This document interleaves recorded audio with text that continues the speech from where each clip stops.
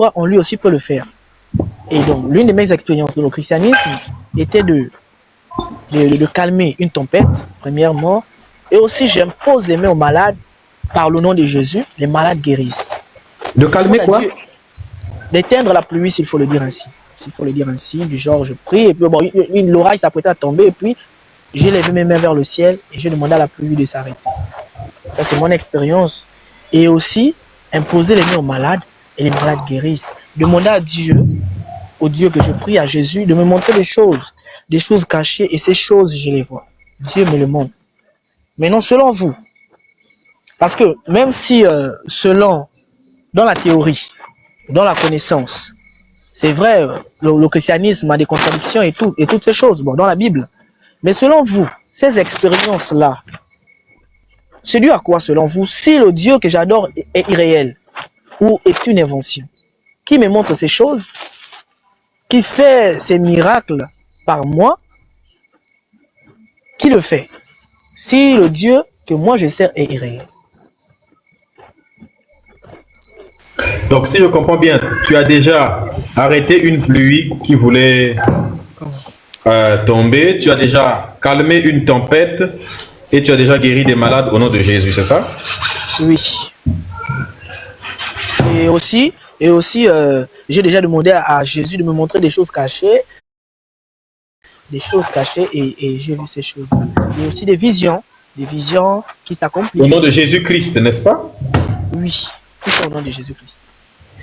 Le mot Christ n'existe ni en hébreu, ni en araméen. Et tous les théologiens sont d'accord pour dire que si ce type-là a existé, il n'a jamais porté ce nom. Comment peux-tu calmer la tempête au nom, avec un nom que lui-même ne portait pas?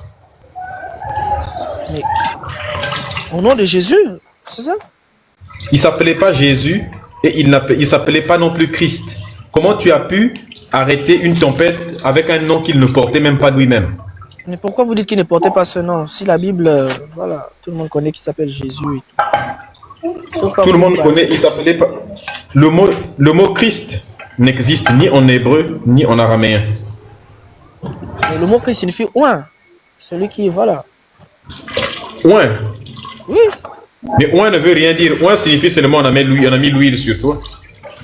Le nom Jésus. Donc le nom Jésus.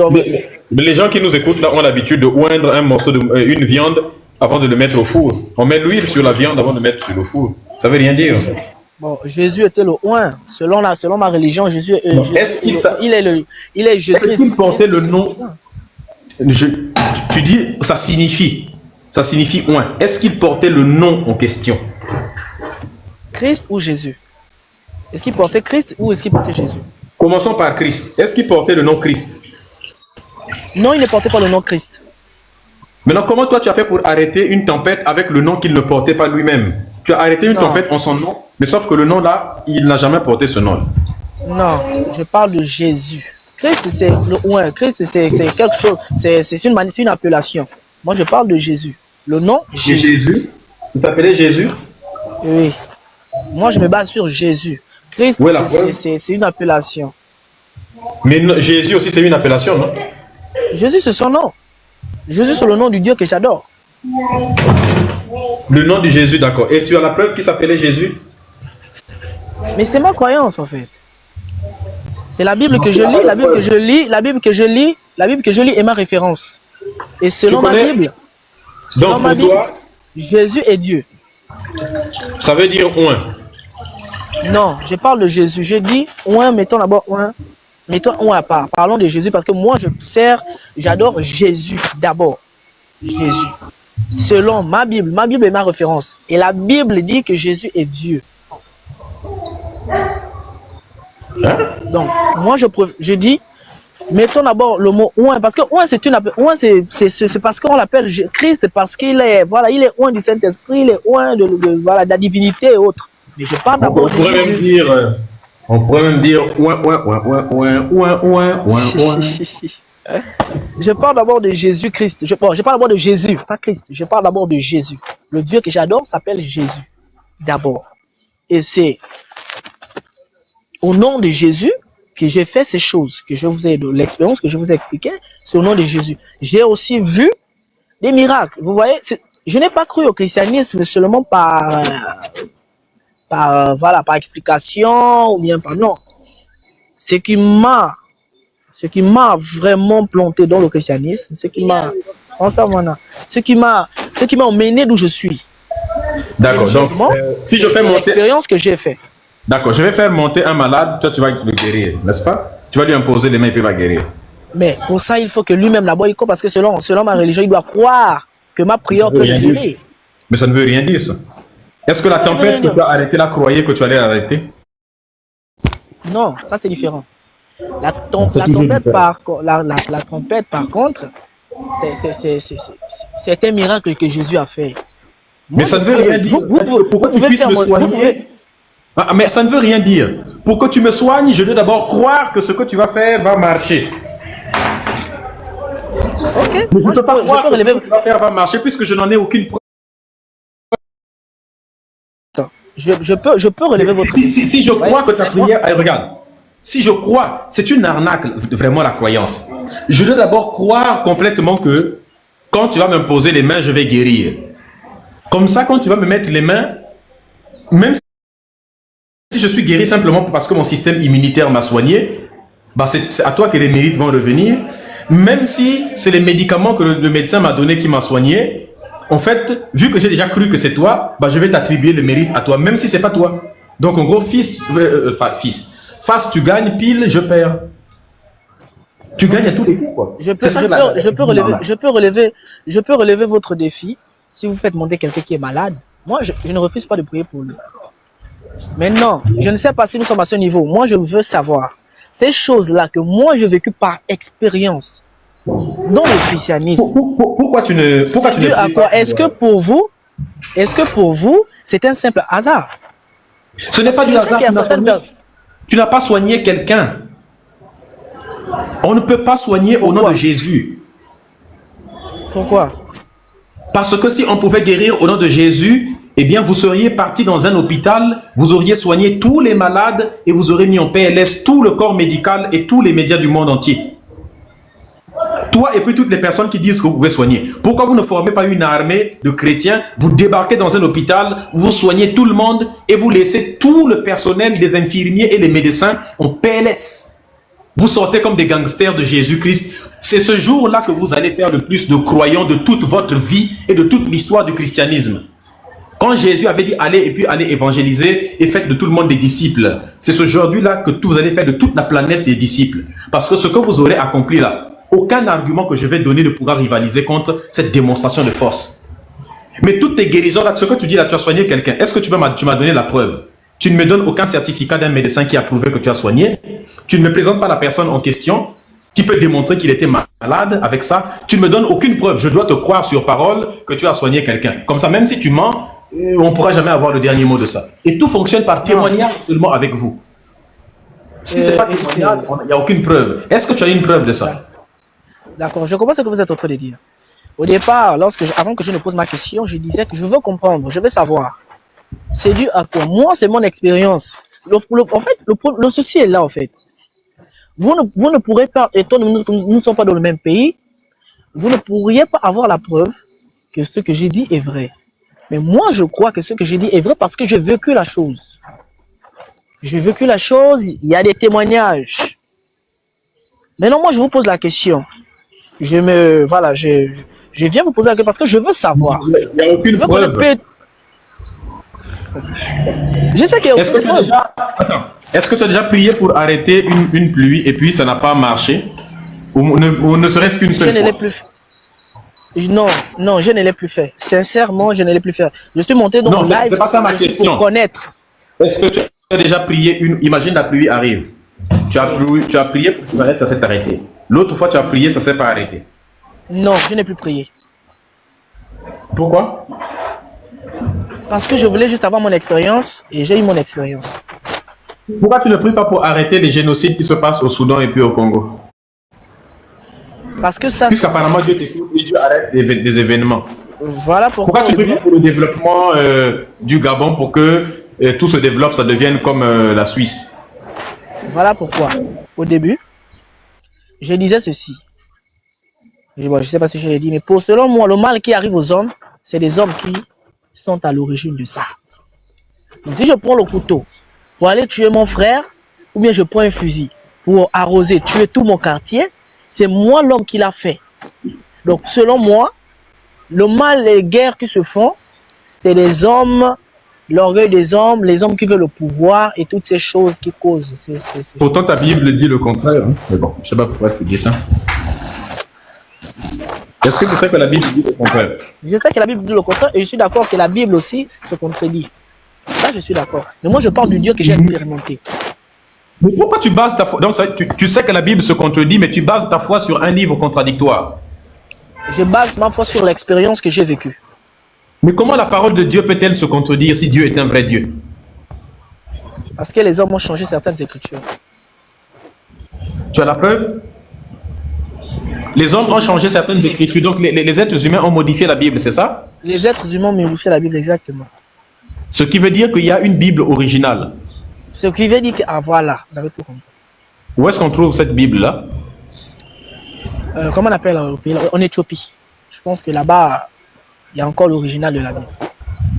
Donc la Bible de l'Éthiopie, le Kebra Negast qui a été rédigée au XIVe siècle est plus ancienne, plus originale que la Bible catholique qui, elle, a été faite depuis des siècles bien avant ça. La Bible qui se trouve en Éthiopie a été faite depuis des siècles aussi. Pas avant la Bible des catholiques. Est-ce que la première Bible des catholiques était la modifiée? Quoi? Est-ce que la première Bible des catholiques était la modifiée? Était la modifiée? Je demande, est-ce que la première Bible que les catholiques ont donnée, est-ce que c'était modifié? Mais je ne sais pas ce que tu entends modifier. La Bible elle-même, les textes de la Bible sont des plagiats. Je ne sais pas ce que tu entends par modifier. Il y a certaines écritures comme le livre d'Enoch. Et voilà. Le livre d'Enoch n'est pas dans la Bible. C'est dans les textes, dans les manuscrits de Qumran. Normalement, ça devait être dans la Bible. Normalement, ça devait être dans la Bible. Oui. Donc, la Bible que tu pries là, est-ce que tu sais que aussi les évangiles apocryphes, est-ce que tu sais combien il y a d'évangiles dans la Bible? Il y en a 4, n'est-ce pas? Oui. Est-ce que tu sais qu'au total, il y a 72 évangiles? Ça aussi, ça devait être dans la Bible. Pourquoi quand tu parles que des évangiles qui sont dans la Bible? Est-ce que tu as déjà prêché en utilisant les évangiles apocryphes? Non. Il y en a 72, toi tu n'utilises que 4. Je n'ai pas encore prêché dessus. Parce que la Bible que tu as aujourd'hui, que vous utilisez partout là, sans les catholiques, vous n'aurez pas ça. Hein? Vous insultez l'église catholique en question, même si, évidemment, elle vaut ce qu'elle vaut, mais c'est elle qui vous a donné tout ça. D'accord, je comprends. Je suis mon tour aussi pour comprendre, hein, pour savoir aussi. Bien sûr. Donc, si vous pouvez me faire savoir, faire connaître certaines choses que je ne connaissais pas, c'est avantageux. Et, voilà, c'est ce que je fais tous les jours. Parce que je suis aussi mon tour c'est ça que je pour fais connaître tous les aussi. jours, hein. Voilà. C'est ça que je fais tous les jours, hein, faire connaître les choses, distribuer la connaissance et le savoir. C'est ce que je fais tous les jours. La famille, s'il vous plaît, sécurisez le live. Tapoter, on y va pour 500 000 likes. Et sécurisez le live, s'il vous plaît. Évidemment, c'est ce que nous faisons tous les jours. On distribue les connaissances. Et tous les débats que je fais avec des pasteurs et tout, à chaque fois que j'ai mis des pasteurs en PLS, c'était ça qui nous animait, distribuer des connaissances à travers les débats. Parce que beaucoup de chrétiens ne savent pas comment le christianisme a été inventé. Ils n'ont jamais lu la Bible, ils ne savent pas réellement ce qu'elle contient. Donc nous, ce que nous venons vous expliquons que non, la Bible est un plagiat. Voilà pourquoi j'ai écrit ici et j'attends que quelqu'un vienne me prouver le contraire. Et je rappelle que si quelqu'un me prouve le contraire, je lui donne 1000 euros, c'est-à-dire 655 000 francs CFA, ou alors, s'il préfère, je me convertis à sa religion. C'est pour ça que j'affirme que la Bible est un livre et le Coran sont des livres bourrés d'erreurs, ce sont des plagiats, ce sont des livres contradictoires, des livres qui incitent au crime, n'est-ce pas, à la violence, à la haine. Ce sont des livres qui mentent, qui racontent des histoires mensongères. Tout ça, c'est des vérités. Maintenant, si quelqu'un pense le contraire, que la personne monte et me prouve le contraire. Et je m'engage à tenir ma parole si jamais quelqu'un me prouve le contraire. Si elle me prouve que j'ai tort, je me convertis là, au christianisme.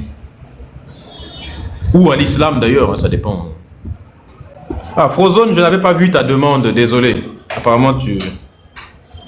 Si tu peux refaire ta demande, je n'ai pas vu ta demande quand tu avais faite. D'accord, je comprends, je comprends. Vraiment, c'est ce que vous faites aussi, c'est... Bah, je t'invite à écouter souvent nos lives. Merci à toi. Donc, je t'invite à écouter souvent nos lives, à venir de temps en temps, et tu verras par toi-même que tout ce que nous disons est vrai. Et tu peux entreprendre de vérifier tout ce que je dis, n'est-ce pas? Et je donne toujours les sources de tout. Tu peux entreprendre de tout vérifier, et tu te rendras compte que tout ce que je dis est vrai. Donc, selon vous, Oui, la viens Bible, écouter les c'est débats. un livre... Viens écouter les débats, viens écouter comment tes frères chrétiens vont argumenter, et tu te rendras compte que ce n'est pas logique. D'accord. En tout cas, merci, j'ai appris beaucoup, j'ai appris beaucoup de choses. Je t'en J'ai appris prie. beaucoup de choses. Merci à toi et je fais monter les autres chrétiens et je t'invite à suivre, à écouter les débats avec les autres chrétiens. Tu verras où se trouve la logique par toi-même. D'accord. Alors, tapotez le live s'il vous plaît, la famille, partagez le live, sécurisez le live. Tapotez, partagez, sécurisez. Si vous êtes chrétien, si vous êtes musulman, faites votre demande. N'hésitez pas à monter. Le live est ouvert à tout le monde. Pourvu que vous soyez religieux. Religieux ou détracteur des kémites. Voilà, on va dire ça. Si tu es religieux, ou bien même si tu n'es pas religieux, mais si tu es détracteur des kémites, là, c'est ici qu'il faut venir faire le détracteur des kémites. C'est là. Je vais désactiver. Bonjour, Amor. Oui. Donc, j'ai des questions pour vous. Quelle est votre religion, Médusa? Est-ce que tu es religieux? Oui, vas-y. Quelle est ta religion? Quelle est ta religion? Musulman. Ah, tu es musulman. Ouais. Ok. Tu avais une question pour moi, tu disais? Non, tu disais que le Coran et des trucs comme ça, c'est modifié. Est-ce que tu as la preuve que le Coran est modifié? Modifié? Oui. Oui, bien sûr. Vous me donner une preuve? Bien sûr. Le Coran que tu lis aujourd'hui, c'est le calife Othman ibn Affan qui l'a constitué.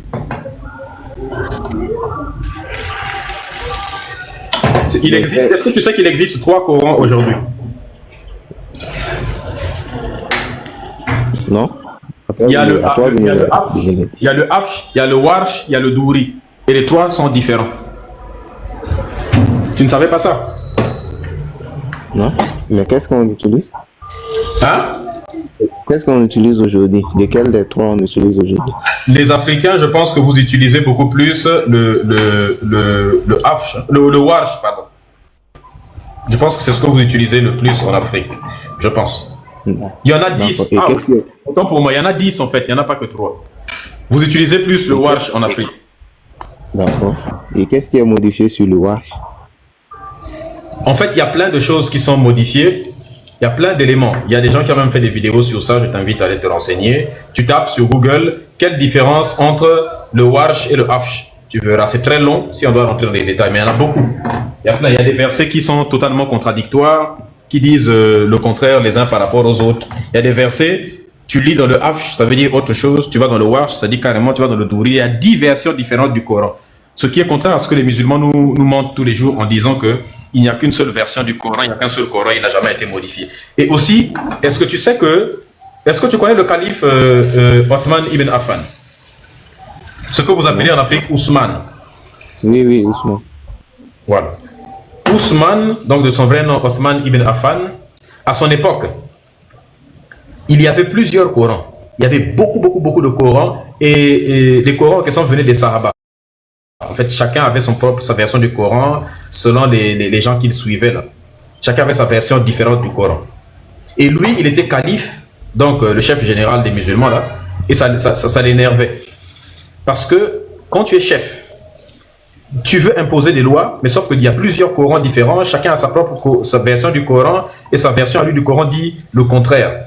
Et donc il avait du mal à faire établir, d'abord faire asseoir son pouvoir, parce que en tant que calife, ton pouvoir est de légitimité divine. Et donc, qu'est-ce qu'il a fait? Il a fait cramer tous les Corans qui existaient à l'époque. Il a fait brûler toutes les autres versions du Coran. Et il a fait rédiger sa propre version coranique. Il a fait rédiger sa propre version du Coran. Et sa version du Coran était contredite par plusieurs savants qui y avaient à l'époque en disant que mais tu as dévoyé le Coran, ce que tu as fait là c'est mauvais. Mais comme il était calife, ils s'en foutaient lui. Et il a fait rédiger totalement sa propre version du Coran. Et donc c'est le Coran que vous avez aujourd'hui.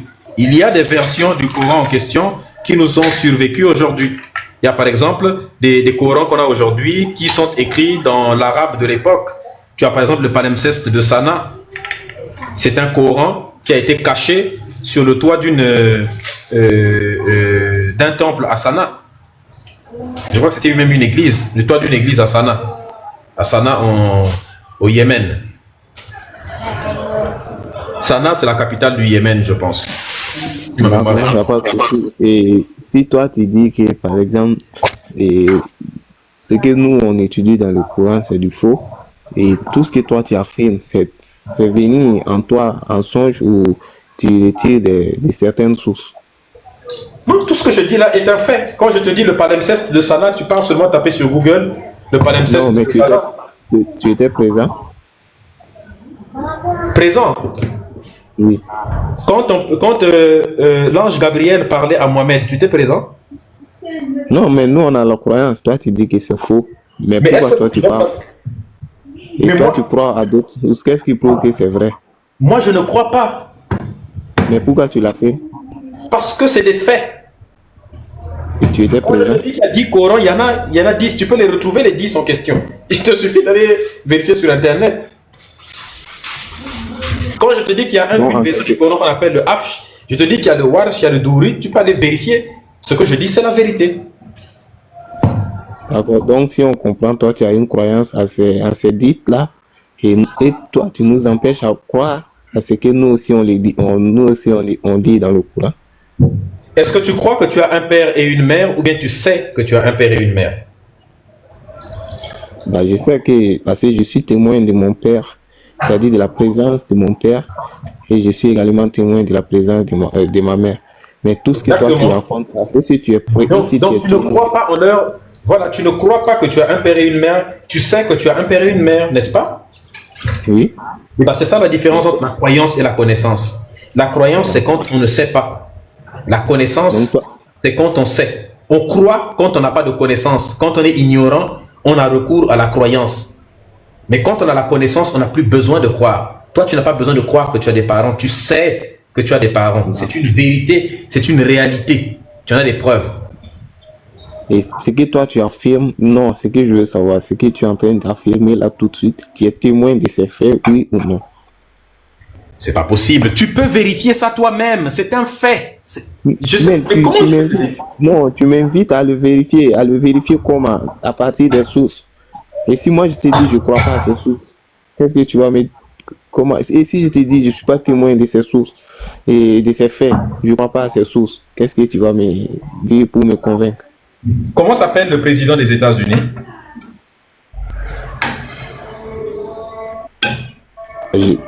Je peux pas témoigner parce que je suis pas allé à la Maison Blanche pour voir. Comment s'appelle le président de la France? Le président de la France s'appelle comment? Bah, je vois un homme blanc, mais je vois un homme blanc nommé Emmanuel Macron. Ton président s'appelle comment? Comment s'appelle ton président? Là, j'ai eu vraiment la chance de le rencontrer une fois. Comment il s'appelle? À la présidence au COSIAM. Et je sais qu'il était l'autorité de la présidence du Burkina. Donc, Ibrahim Traoré, parce que je l'ai vu et je l'ai rencontré et tout. Donc, je peux le témoigner que le président du Burkina... Tu es burkinabé, c'est ça? Oui, bien sûr. D'accord. Est-ce que Thomas Sankara a existé? Je n'ai pas été à son époque, donc je ne peux pas le témoigner. Donc, en tant que burkinabé, tu ne peux pas dire que Thomas Sankara a existé? En tant que burkinabé, donc il est possible que Thomas Sankara soit un mythe, c'est ça? Bon, ça peut être vrai comme ça peut être un mythe parce que j'ai pas été témoin de sa présence, donc je peux rien dire. Non, c'est pas grave, il faut descendre. Quand tu vas être honnête, après tu vas remonter. Ça, c'est maintenant. Je peux comprendre que tu sois malhonnête, mais je pense que dans la malhonnêteté, il y a quand même des limites. Tu peux te dire toi-même que bon, je pousse le bouchon un peu trop loin là. Faut pas pousser le bouchon trop loin aussi. Il y a des gens qui te regardent. Il y a 722 personnes, frère. 722 personnes, même toi-même. Avant de dire certaines choses, dis-toi quand même, bon, rien que le nombre des gens, quand même, ça devrait te dissuader quand même. Oui, Mélisa. Bonjour. On peut avoir un débat uniquement si la personne est de bonne foi. Mais quand tu n'es pas de bonne foi, ça ne sert à rien. Dis-toi que si tu te sens obligé de recourir au mensonge, si tu es obligé de recourir au mensonge pour défendre ton idéologie, ça veut dire que ce que tu défends là ne peut pas être défendu avec la vérité. Et si ça ne peut pas être défendu avec la vérité, bah, ça sert à rien de rester dedans, quoi. Vaut mieux en sortir. Bonjour Idem, est-ce que tu es religieux? Oui, je suis religieux, je suis musulman. Ah, tu es musulman. Oui. Le Coran est un livre qui contient des erreurs scientifiques. Des erreurs scientifiques. Oui. Comme quelle, par exemple? Le Coran dit que la Terre est plate. C'est faux. Ça a été vérifié à partir de quoi que c'était faux? Ça a été vérifié à partir de quoi que la Terre est plate? La Terre est plate, oui. Elle est plate ou elle est ronde, bien elle est sphérique, je sais pas. Donc d'après, elle est sphérique ou bien elle est plate? Bien elle est La Terre ronde. est sphérique. Sphérique. Maintenant, toi, tu te bases sur quoi pour confirmer que la Terre est sphérique? Sur la science. Sur la science. Ok. Mais est-ce que tu as eu à monter au ciel pour essayer de prouver que la Terre était vraiment sphérique ou pas? Parce que si On n'a pas besoin de monter, on n'a pas besoin d'aller au ciel pour montrer que la Terre est sphérique. Depuis la Terre, on peut le démontrer. Mais ça sort d'où? Ça par comment en fait? Tu connais un télescope? Je connais un télescope, bien sûr. Tu as déjà mis ton œil dans un télescope? Oui, j'ai déjà mis mon œil dans un télescope, oui. Et tu as regardé quoi avec ça? Je regardais juste l'espace et... Comment dirais-je? Quand tu as regardé l'espace, tu as vu les autres planètes? Bon, j'ai aperçu la Lune, oui. La Lune avait quelle forme quand tu l'as aperçue? Bon, de face, elle était vraiment une forme... C'était comme un cercle, oui. Mais j'ai pas vu carrément toute la surface de la Lune, en fait. J'ai juste vu une partie de la Lune. Je sais pas si l'autre partie existe ou pas, vu que je ne l'ai pas vue. Quand tu regardes un ballon, Oui. ou bien quand tu regardes un immeuble de face comme ça, tu ne vois pas le derrière de l'immeuble, non? Je vois pas le derrière du immeuble, oui. Il peut avoir Est-ce que tu es sûr quand même que cet immeuble a un derrière? Ça dépend. Ça peut être un derrière. Le derrière peut être plat, comme il peut être allongé, comme Peu il peut importe, être... mais on est d'accord qu'il y a un derrière, n'est-ce pas? L'immeuble ne peut pas ne pas avoir de derrière. Non, il a le derrière, mais le problème, c'est que ça peut avoir plusieurs formes. Ça peut être plat, comme ça peut être long, allongé, ou bien comme ça peut être aplati. C'est pas une raison. Quand tu as regardé la Lune, la face de la Lune est ronde, mais le derrière peut ressembler à une pointe, c'est ça? Je sais pas, ça dépend, j'ai pas vu. Tu as regardé les autres planètes?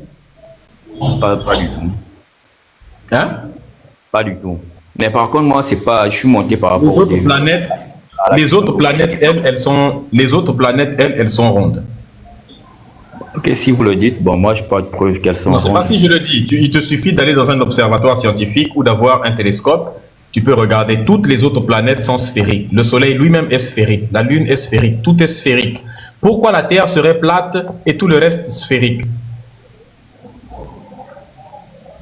Je te parle par rapport au sujet. Moi, c'est le sujet qui m'a amené. Le fait que ça soit sphérique ou pas, j'ai pas de preuve. Tu n'as pas de preuve non plus.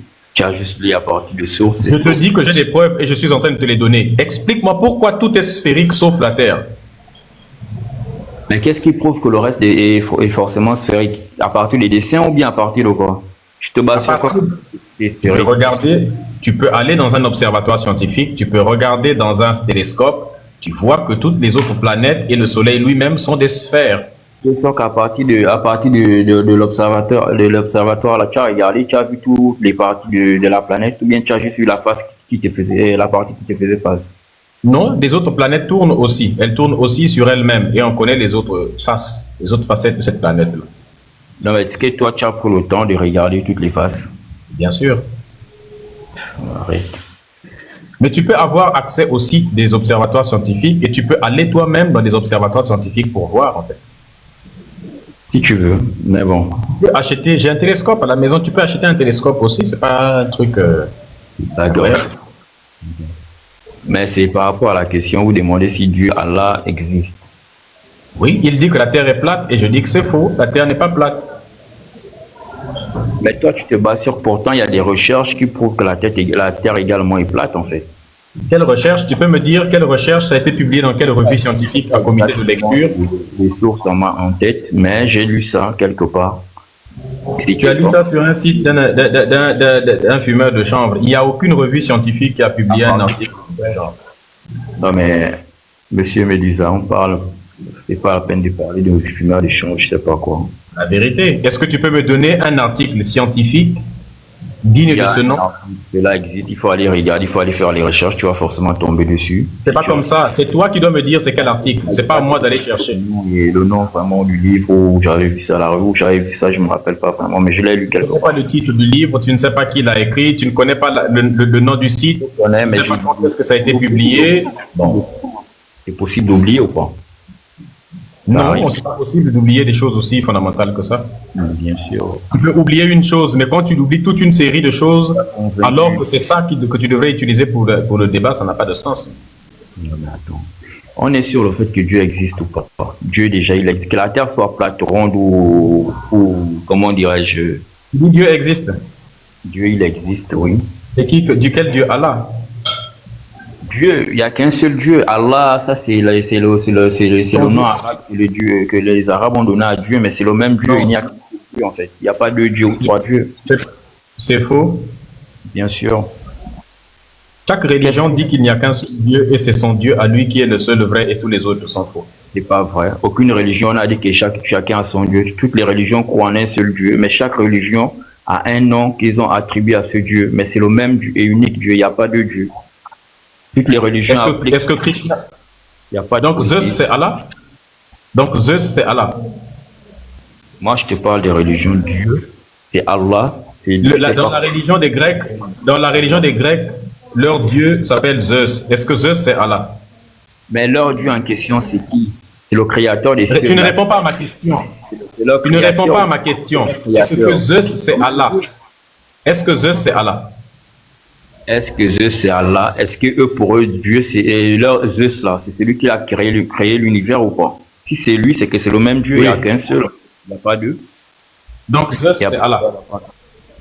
Si Zeus c'est le créateur de Donc- l'univers, c'est le même et unique Dieu, ils font allusion, ils ont juste donné le nom de Je viens de Zeus. te dire déjà que pour eux, le Dieu de tous les dieux, le Dieu suprême pour les Grecs, c'est Zeus. Est-ce que Zeus, c'est Allah? Non, mais pour eux, Zeus, est-ce que c'est une statuette? Zeus, c'est pas une statuette, c'est pas un mur ou quoi que ce soit. Ils croient à un être suprême qu'ils ont nommé Zeus. C'est le même Zeus qui est Dieu, qui est Allah, qui est tout en fait. Est-ce que tu sais que tu viens de commettre le plus grand péché en islam? Jamais, j'ai pas commis de péché, j'ai pas commis. Je sais que tu veux parler de shirk de la société, mais je n'ai pas commis le shirk. J'ai été clair, j'ai bien dit c'est le créateur des cieux et de la terre. Il n'y a qu'un seul Dieu. Oui. Et le Tu seul viens et unique d'associer donc, il n'a aucun évidemment, en disant que Zeus, c'est Allah, tu viens d'associer Allah avec une divinité. ou quoi que ce soit, c'est les attributions c'est-à-dire c'est comme toi tu t'appelles Médusa. Tu viens de Est-ce faire que ici c'est ton vrai nom Médusa? Ça ne change pas en rien le fait que tu sois toi ta personne, mais on t'appelle ici Médusa. Peut-être chez toi dans ton quartier on t'appelle Franck, l'autre là-bas t'appelle Ismaël, je sais pas quoi. Mais ça n'empêche que c'est toi la même personne, c'est toi le même, tu es le même et unique en fait. Et tout ça, c'est juste des appellations, ça n'a rien à voir le fait de s'appeler Zeus ou je sais pas quoi. Mais il s'agit d'une seule et unique personne qui est Dieu et l'unique, le créateur des cieux et de la terre, le suprême en fait. Il n'y a qu'un seul Dieu. C'est clair, je pense. J'ai pas du tout peur. Commentaire, je sais pas. On ne peut débattre que si tu comprends les choses. Je comprends les choses, mais il faut comprendre. Écoute-moi d'abord, on ne peut débattre que si tu comprends les trucs. Il existe près de 100 000 religions et 100 000 dieux. Chacun dit que son Dieu, c'est le seul vrai Dieu. Il faut que tu arrêtes de dire que ton Dieu, c'est le seul véritable Dieu. Ça ne sert à rien parce que les chrétiens, le Dieu des chrétiens, ce n'est pas ton Dieu à toi. Le Dieu des Grecs, ce n'est pas ton Dieu. De toute façon, toi, tu décris ton Dieu, ce n'est pas la description qu'ils font eux de leur Dieu. Quelle est la description des chrétiens de Dieu? Le Dieu des chrétiens a un fils. Est-ce que Allah, dans l'islam, peut avoir un fils? Le Dieu des chrétiens n'a pas de fils, il a un envoyé. Selon la Bible, le Dieu des mêmes, j'ai lu ça quelque part, que le Dieu des chrétiens, même il y a dans la Bible, Jésus est le fils de Dieu, né de la Vierge Marie. Point. C'est même un verset. Il n'est pas né de la Vierge. Il est né de la Vierge Marie, mais pas le fils de Dieu. C'est écrit dans la Bible, je viens de te dire. Moi, je n'ai pas employé Jésus. Tu vois, quand même, quand tu m'as dit de Dieu, quand j'ai lu ton affiche, j'ai juste dit Dieu et Allah. Est-ce que tu m'entends d'abord? Il y a écrit que dans la Bible que Jésus est le fils de Dieu, né de la Vierge Marie. Jésus est le fils de la Vierge Marie, mais ce n'est pas le fils de Dieu. Je vais te faire descendre bientôt. Je te dis, c'est écrit dans la Bible. Ce n'est pas écrit dans la Bible.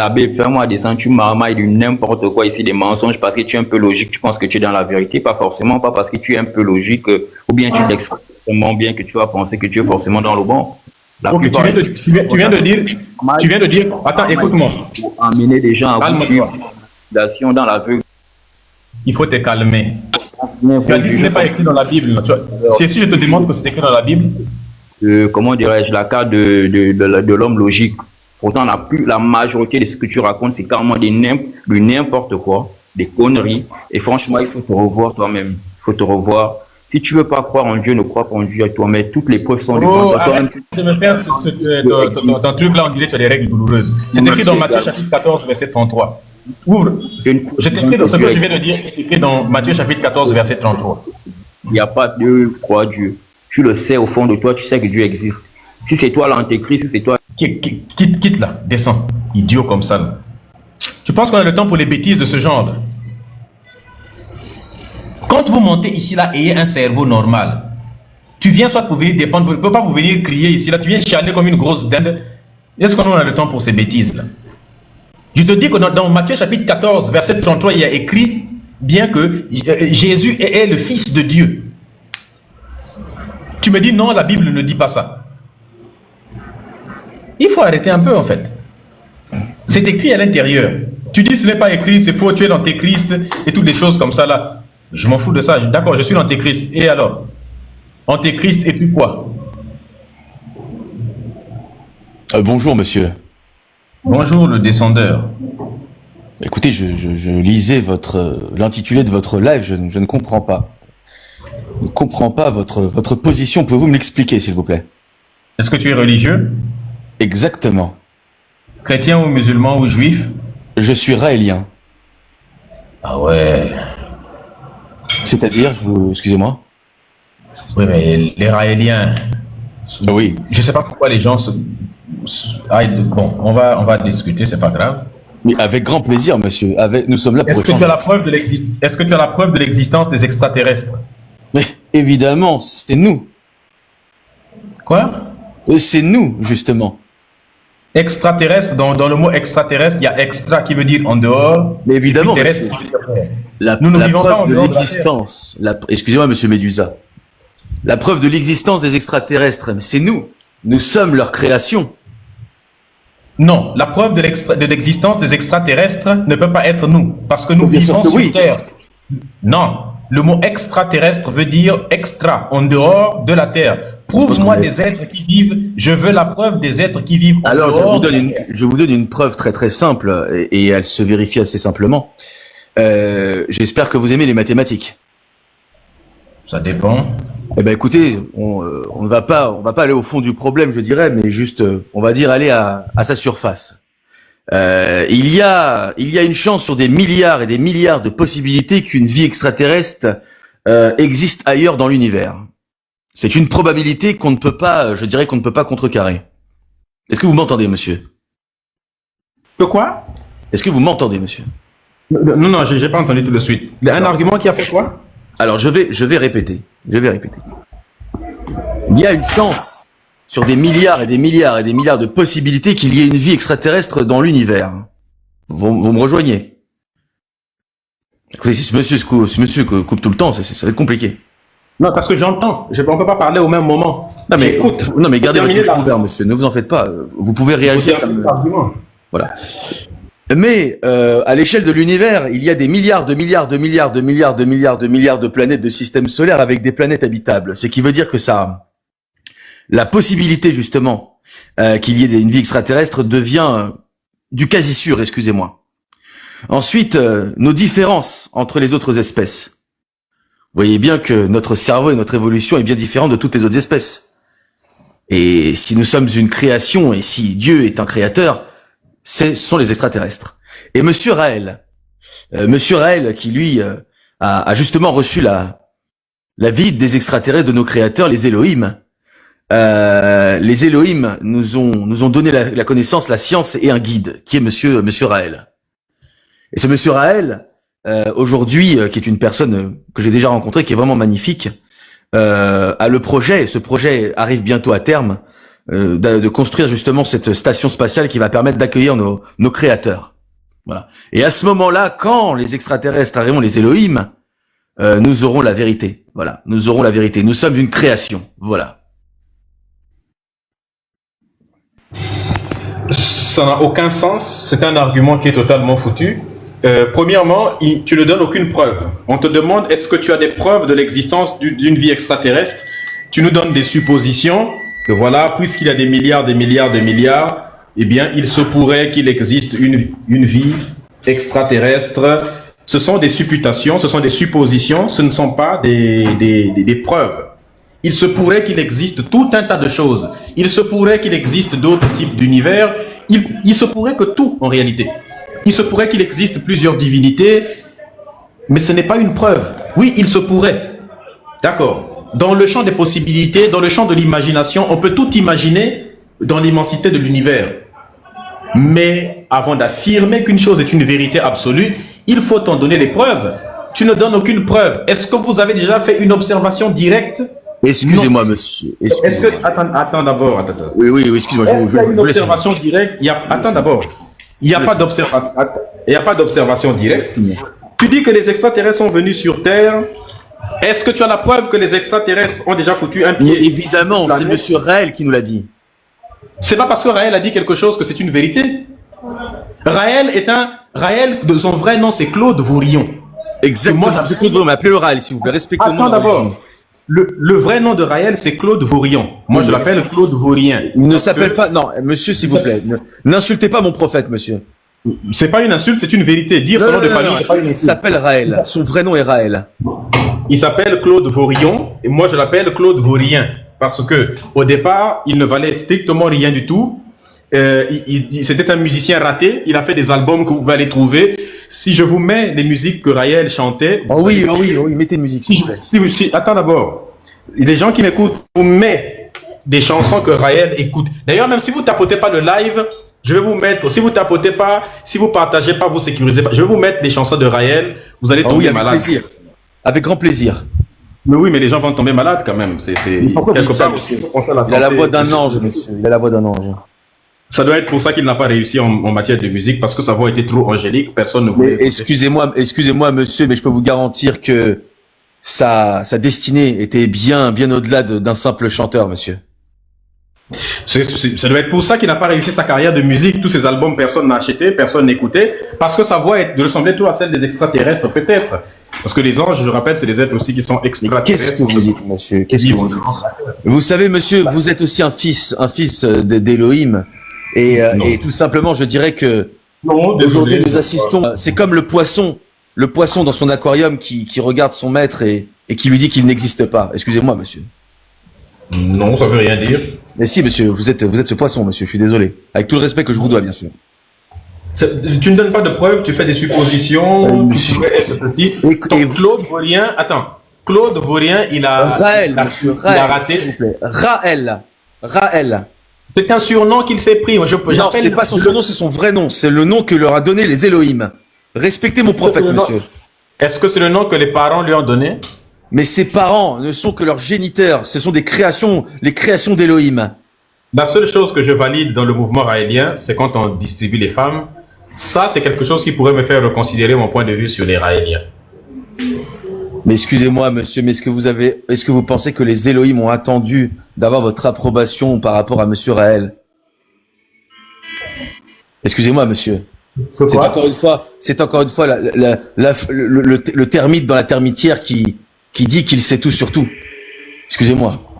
Ça ne veut rien dire. C'est-à-dire que jusque-là, tu ne nous donnes aucune preuve de l'existence des extraterrestres. Et en plus de ça, Claude Vaurian, je le rappelle, c'est un type qui a raté sa carrière de musique. Monsieur Raël. Il a raté sa carrière dans le truc là, des trucs de voiture là, dans le journalisme, tiens. Dans le journalisme sportif, il a raté aussi dans le journalisme. Et à l'époque, il y avait en fait les ufologues, hein, on les appelle, parce que UFO, ça veut dire unidentified, truc là, O pour object. Flying, unidentified flying object, c'est-à-dire objet volant non identifié, ce qu'on appelle OVNI. Aujourd'hui, on appelle plus ça OVNI, on appelle ça les PANI, phénomènes atmosphériques non identifiés. C'est renommé récemment, l'année dernière, je pense, le début de l'année dernière, par la NASA. Donc, ou alors il y a 2 ans, je pense même, hein, par la NASA pour ça. C'est à partir de ce moment-là que Claude a commencé à s'intéresser à ces mouvements-là parce qu'il y avait des gens qui affirmaient qu'ils ont vu des extraterrestres par-ci, par-là. C'est à ce moment-là. Mais sinon, il n'y a pas de preuve directe, tu vois, de ces choses-là. Monsieur, qui êtes-vous pour critiquer mon prophète? Excusez-moi. Déjà, vous, encore une fois, monsieur Médusa, qui est ton prophète pour ne pas être critiqué? Non mais monsieur, excusez-moi, mais vous critiquez mon prophète, déjà pour commencer. Mais sachez une chose, monsieur. Vous êtes raélien, mais vous ne le savez pas encore. Tout comme je suis musulman sans le savoir, je suis chrétien sans le savoir, je suis bouddhiste sans le savoir. Monsieur, non, je suis, évidemment, n'importe quel religieux va dire, je suis de sa religion, mais sauf que je ne le sais pas encore. Je suis zoroastrien sans le savoir. Non, bref, si on parle de ce principe-là, un musulman, il te dit que toi aussi tu es musulman sans le savoir. Hein? Pardon, excusez-moi. Oui, excusez-moi. Non mais je vous écoute, monsieur, je vous écoute.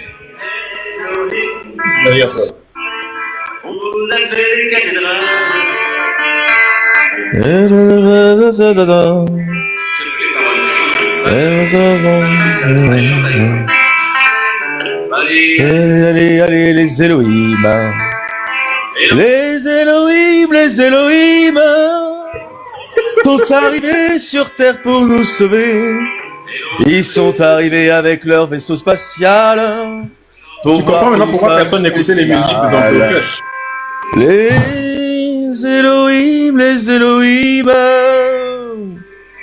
Les Elohim sont nos amis. Monsieur Médusa n'a pas compris. Vous savez que ce live-là, c'est dingue. Monsieur Médusa ne me croit pas. Oh yeah.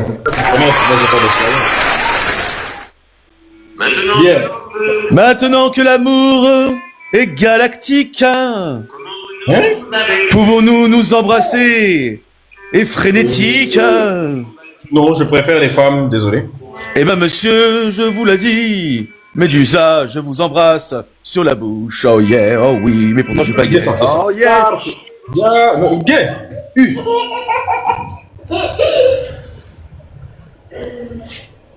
Tiens, donc vous êtes des Woubi dans votre affaire là.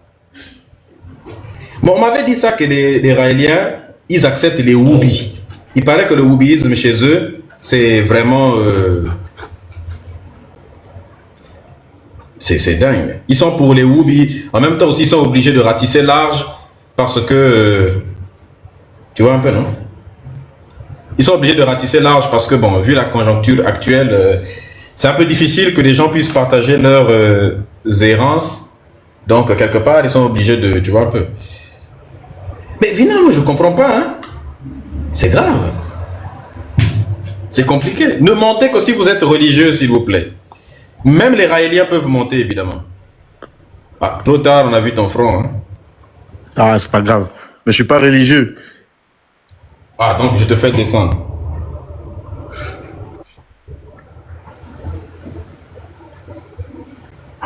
Tapotez, s'il vous plaît. Partagez. Sécurisez le live. Si vous êtes religieux, enfin une femme.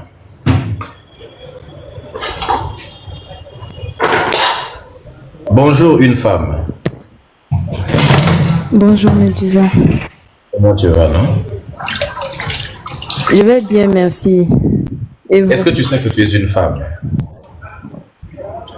Bien sûr que je suis une femme. Je le sais. Et tu sais que c'est pas possible de vivre sans les femmes. Bah oui, normalement. Donc, qu'est-ce que tu comprends de cette équation? Quelle est la déduction logique Comment? mathématique que tu fais de ça? Bah, de la même manière que ce n'est pas possible de vivre sans une femme, il est impossible de vivre sans un homme aussi. Ce qui est bien Bah, chez toi, normalement. c'est que tu comprends bien les choses. Et là, tu as bien compris maintenant. Vraiment. Donc, je coupe le live déjà, ou bien on patiente un peu?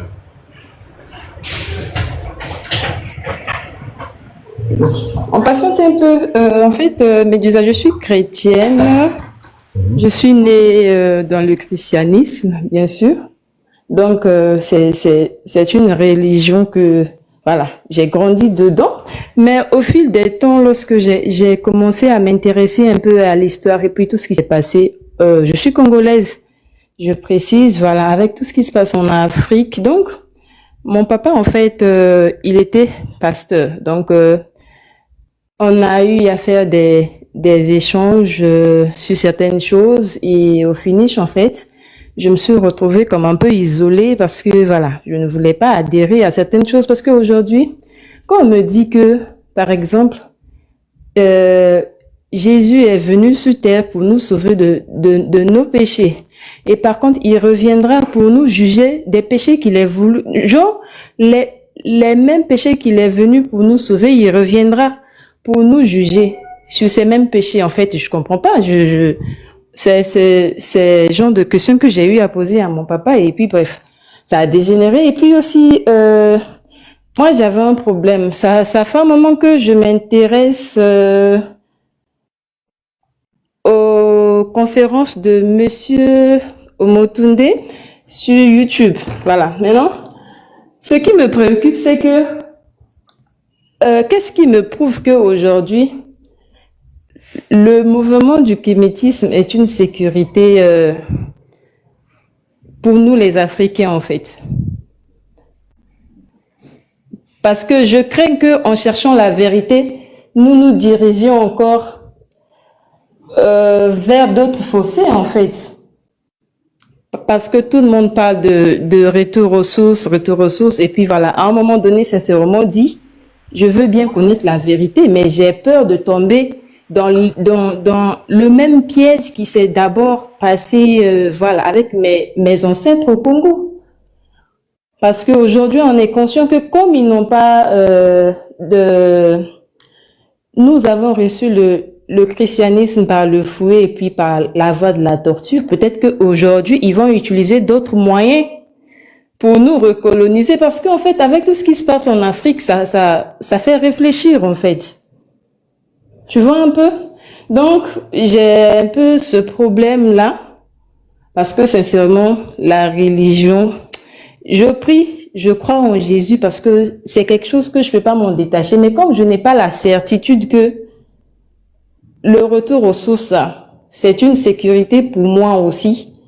Parce que je ne veux pas retomber dans refaire les mêmes erreurs que mes ancêtres ont eu à faire. Donc voilà pourquoi je suis montée sur ce live, pour que tu m'éclaires un peu. Alors, tu es au bon endroit. Tu as dit, qu'est-ce qui prouve que... Alors, nous, on ne parle pas de kémitisme. Hein? Qu'est-ce qui prouve que le mouvement kémite, ou bien ce qu'on appelle la kémitude, c'est l'état de celui qui est kémite? Qu'est-ce qui prouve que c'est la bonne chose? Oui. L'islam, c'est la bonne chose pour le peuple arabe. Le judaïsme, c'est la bonne chose pour le peuple juif. Les Chinois, le taoïsme, c'est bien pour leur peuple. Et le confucianisme. Le shintoïsme, c'est bien pour le peuple japonais, parce que c'est la culture japonaise et tout ça. Le christianisme, c'est bien pour les peuples européens, parce que ça a été fabriqué par les peuples européens. Et ça a été popularisé, propagé par eux. Et toi, qu'est-ce qui est bien pour toi, en tant qu'Africaine?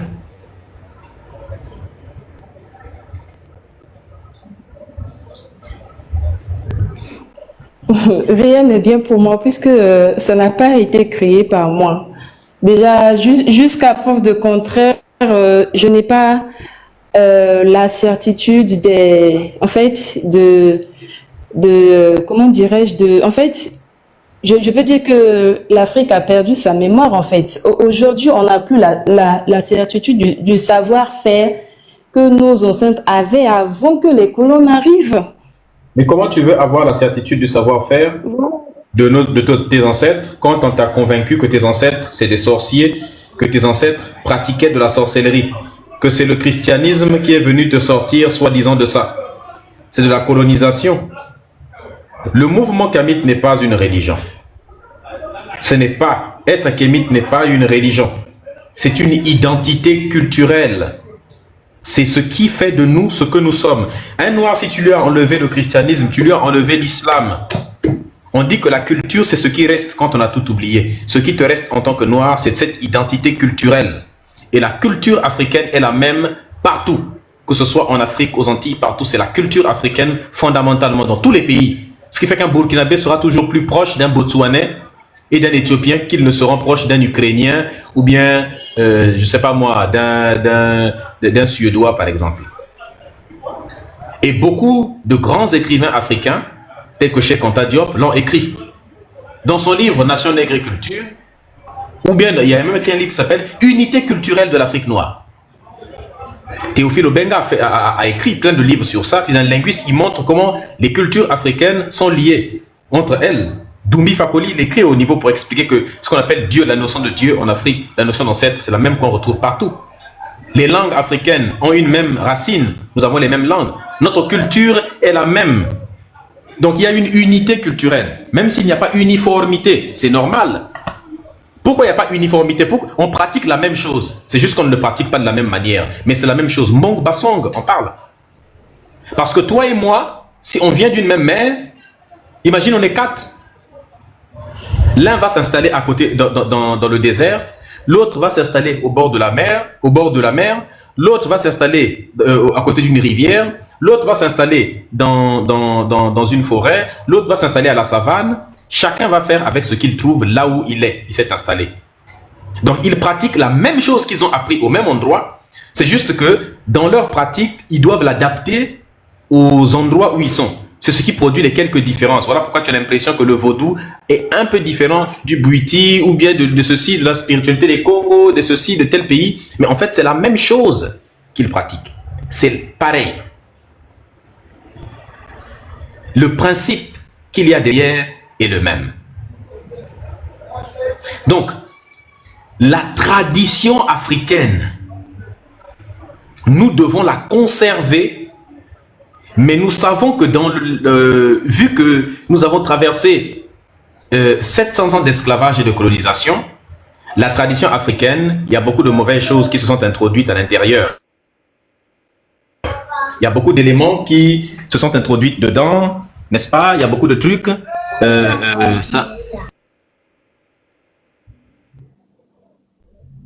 y a beaucoup d'éléments qui se sont introduits à l'intérieur. Est-ce que tu vois un peu? Et donc nous devons, comme dit Cheikh Anta Diop, nous devons adapter la tradition africaine aux exigences de la modernité. Donc nous devons l'adapter à la modernité. Est-ce que tu vois? Et donc nous devons garder notre tradition. Quand tu prends, nous devons aussi la rendre attractive. Regarde les Européens. Thanksgiving, que tu vois là où ils pragmatisent les dindes là. C'est des pratiques qui sont à l'origine spirituelles chez eux. Quand tu prends Halloween, on pragmatisait les gens. On jassait les gens pendant Halloween. Hein. Mais aujourd'hui, c'était Halloween, c'était l'horreur complètement. Mais ils ont réussi à rendre ça, n'est-ce pas, festif. Noël, c'est des pratiques traditionnelles des divinités de là-bas. Mais aujourd'hui, ils ont réussi à le rendre joli partout. Hein, la Saint-Valentin, ça n'avait rien à voir avec l'amour, des choses comme ça. Les autres ont réussi ils ont conservé leur tradition, mais ils l'ont rendu fan. Ça reste une tradition. Ils ont enlevé tous les aspects qui étaient mauvais dedans et ils ont conservé l'essentiel. Mais l'identité, elle est là. Nous, on se retrouve à faire comme eux. On se retrouve à faire comme eux, mais on fait pas comme les autres. Donc, tu vois un peu tous ces éléments-là, c'est C'est important. Pourquoi on met une alliance, une bague sur le doigt, là, qu'on appelle ça, l'annulaire? Parce que leurs ancêtres considéraient qu'il y avait une veine sur l'annulaire qui était liée directement au cœur. Bon, c'est pas scientifiquement exact, mais c'est ce que leurs ancêtres pensaient, qu'il y avait une veine qui quittait ce doigt-là et qui était collée direct vers le cœur. Voilà pourquoi ils mettaient la bague là-bas. Aujourd'hui, ils ont conservé la tradition. Nous, on ne conserve rien de notre tradition. On est dans la négation, dans le reniement de la tradition, dans le mimétisme culturel. Le mimétisme, c'est le fait de recopier la tradition des autres. Mais est-ce qu'un peuple peut avancer, est-ce qu'un peuple peut se développer quand il est tout le temps en train de copier, en train de recopier les traditions des autres et en train de nier ses propres traditions? Tu ne peux pas évoluer dans la négation. Excuse-moi, mais tu vois, en fait, je te coupe pas, tu vois, je suis en Côte d'Ivoire en ce moment, j'ai assisté au mariage des peuples qu'on appelle des Gagous en Côte d'Ivoire ici. Mais lorsque j'ai assisté au mariage coutumier, leur façon de faire, ça ressemble un peu au mariage des Téké. En fait, compte, c'est presque les mêmes pratiques, juste que il y a juste quelques petits changements, mais ce sont les mêmes pratiques. Bah, quand tu poses des questions, on dit que voilà, toi, tu ne vas plus bien, tu es peut-être folle ou bien, on ne sait pas. Donc, à un moment donné, on se demande vraiment, est-ce que la vérité fait aussi peur que ça? J'ai pas compris. La vérité dans la religion. Oui, ça fait peur parce que dès lors que tu commences à poser des questions, les gens ont l'impression que tu es folle en fait. Toi, tu es une femme. La religion, en tant que femme, dans la culture africaine, on n'a jamais rabaissé la femme en tant que telle. Nous avons eu des grandes reines. Les Nzinga, les Yenenga, les Ablapoku, la reine Amina, Ya Asentewa, Ya Lambodge,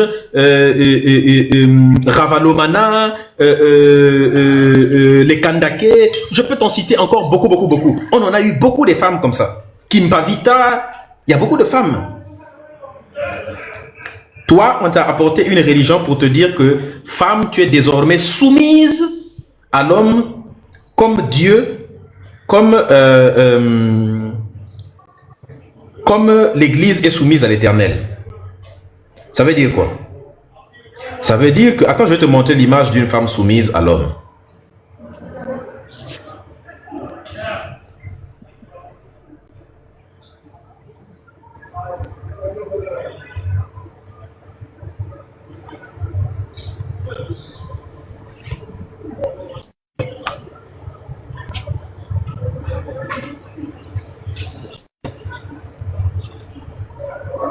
Voilà. Ah, mais tu sais. Non, mais c'est la vérité, je ne te mens pas. C'est vrai. Femmes, soyez soumises à vos maris comme l'Église est soumise à Christ. C'est comme ça. La soumission, c'est l'état d'un être humain qui n'a pas de droit et sur lequel on a tous les droits. Être soumis, c'est être sous l'autorité absolue. C'est être sous domination absolue de quelqu'un. C'est ça un vrai couple chrétien. Ton mari te dit, tu n'as pas le droit de dire non.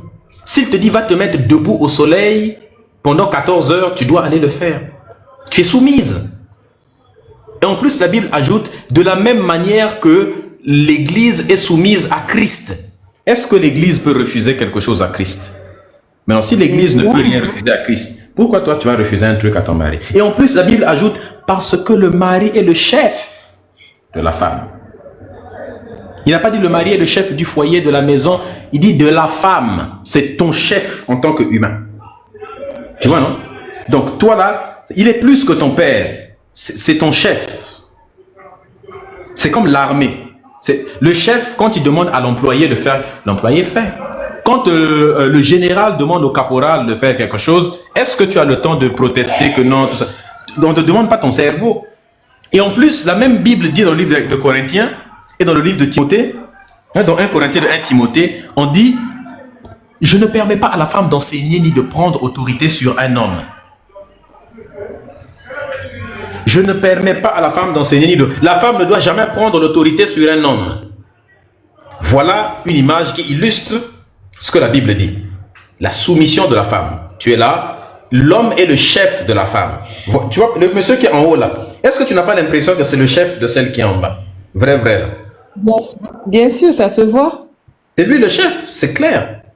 C'est un couple chrétien, hein, juste pour rappeler. Tu vois pas lui-même, tu vois qu'il est chrétien même. Elle, tu vois bien qu'elle est chrétienne. C'est ça. Est-ce que tu veux vivre dans ce genre de couple? Jamais. Ah, si tu es chrétienne. Et aussi, Médusa, j'ai lu un livre qu'on appelle les récits, en fait, les récits de Nag Hammadi, quelque chose comme ça. Ça fait au moins 2 semaines que c'est là. Je me rends compte que, en fait, oui, là-bas, en fait, Jésus était marié à Marie-Madeleine. J'ai remis ce livre à mon frère. Il dit que je suis folle, qu'il y a des livres qu'on ne doit pas toucher parce que voilà. Mais pourquoi est-ce qu'on ne doit pas toucher à autre chose que la Bible? Parce que c'est un dogme de christianisme. Tu dois accepter ce qu'on te dit tel qu'on le dit quand on te le dit.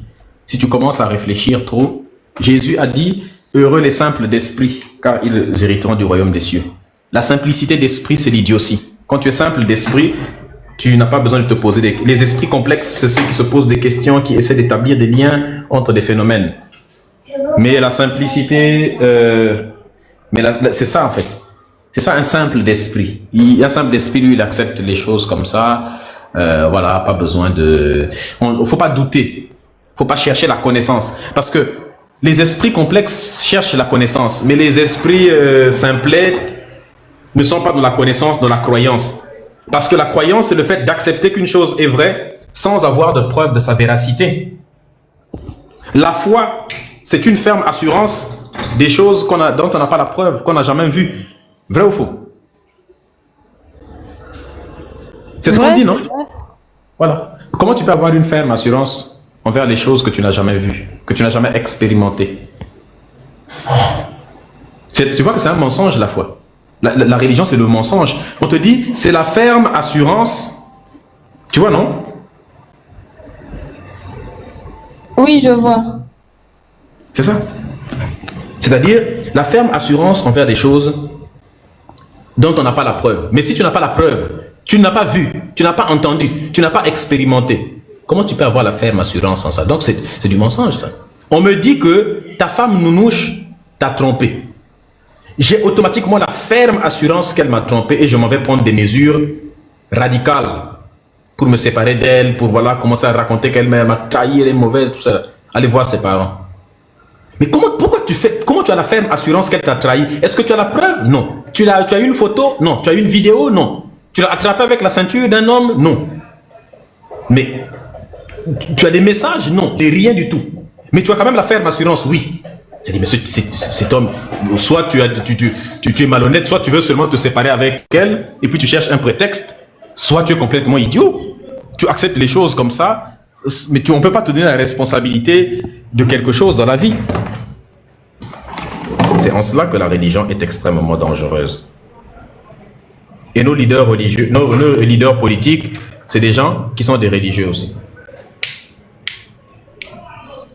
Donc, Nounouche, tu ne peux pas prier une religion de ce genre-là qui te dit des choses comme ça. Tu ne peux pas prier des... En tant que femme africaine, tu as toujours eu... Dis-moi, dans ton pays,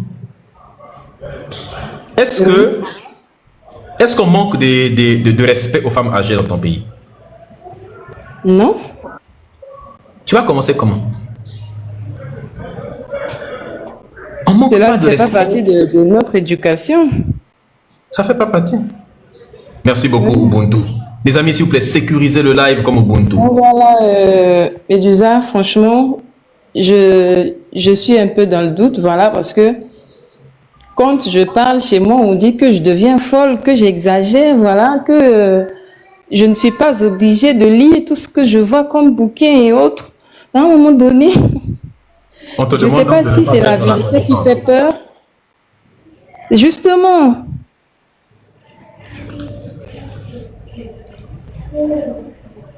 Je ne dois pas lire tout ce qui est bouquin parce qu'il y a des livres qui ne sont pas peut-être bon et tout, ce n'est pas bon, tu ne dois pas tout lire. Tu vois, c'est pour ça que tu dois rejoindre le mouvement kamite. Dans le mouvement kamite, il y a des femmes. Et les femmes qui sont dans ce mouvement-là, quel âge as-tu? J'ai 27 ans. Tu es encore jeune. L'âge que tu es encore une femme jeune. Tu as encore beaucoup d'enfants à mettre au monde. Tu as encore beaucoup de choses à accomplir. Tu vois? Tu as encore tu as toute une vie devant toi. Et cette vie-là, tu dois déjà passer cette vie à acquérir des connaissances. Tu as le droit de douter. Tu as le droit de remettre en question les vérités qui te semblent les mieux établies. Tu dois rejoindre la lutte des Kémites. Pourquoi? Parce que, tu t'affirmes en tant qu'une femme noire. Une femme noire, une femme africaine, qui est la maman de l'humanité. L'Afrique a fait au monde le don de l'être humain lui-même. C'est-à-dire que l'Afrique a donné à l'être humain, l'humain lui-même, a fait à l'humanité le don de l'humain. L'humain est apparu. Et la première femme, la mère de toutes les femmes qui existent sur Terre, c'est la femme noire. C'est toi. Donc, la spiritualité qui est la plus grande, c'est celle qui vient de l'Afrique. Ce qui veut dire que toi, tu es une femme noire. Il n'y a aucune femme sur cette planète qui a le droit même de te manquer de respect. Il n'y a aucune femme sur cette planète qui peut t'apporter une spiritualité qui vient de son peuple à elle. Toi, en tant que maman de l'humanité, tu viens d'un endroit du monde où d'ailleurs même la femme n'a jamais été marginalisée ou quoi que ce soit. Au contraire, l'histoire le démontre. Donc, n'épouse pas les idéologies où on dit que le péché est rentré sur terre à cause de la femme parce qu'elle a poussé un homme à manger une pomme. Vraiment des bêtises comme ça. Oh non, on a dit, il a poussé son copain à manger une pomme et puis allez, le péché est rentré, tu accoucheras désormais dans la douleur.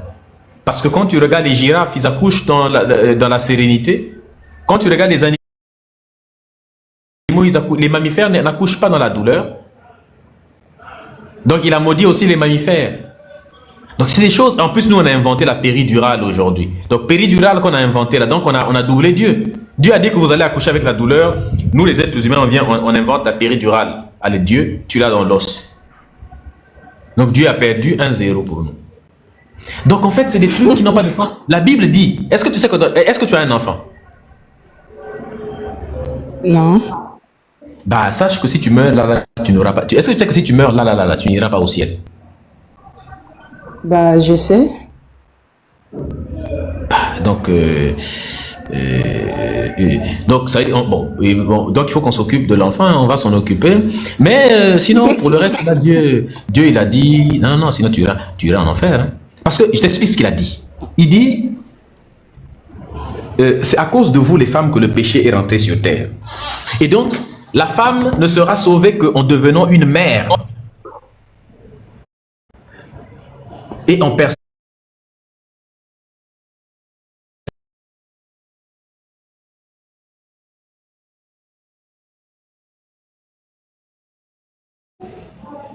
Donc, deviens une femme kémite. Devenir une femme kémite, c'est accepter que je fais partie du peuple le plus ancien de l'humanité. Le plus ancien, le premier peuple de l'humanité. Et que je suis l'égal de l'homme. En ce sens où, sans moi, femme, il n'y a pas d'humanité. Sans lui, homme, il n'y a pas d'humanité. Il y a complémentarité. Il n'y a pas de guerre à chercher entre lui et moi. Et il n'y a pas de supériorité de l'un par rapport à l'autre. Sans lui, je ne suis pas. Sans moi, il n'est pas. C'est l'alliance de tous les deux qui fait l'humanité. Et même pour régler les problèmes, il faut la concomitance de tous les deux. C'est tous les deux qui devons régler les problèmes, qui devons avancer. Pour faire un enfant, toi et puis moi, surtout toi et moi, tu vois, non? Surtout nous deux, pas les, hein? Toi et puis moi.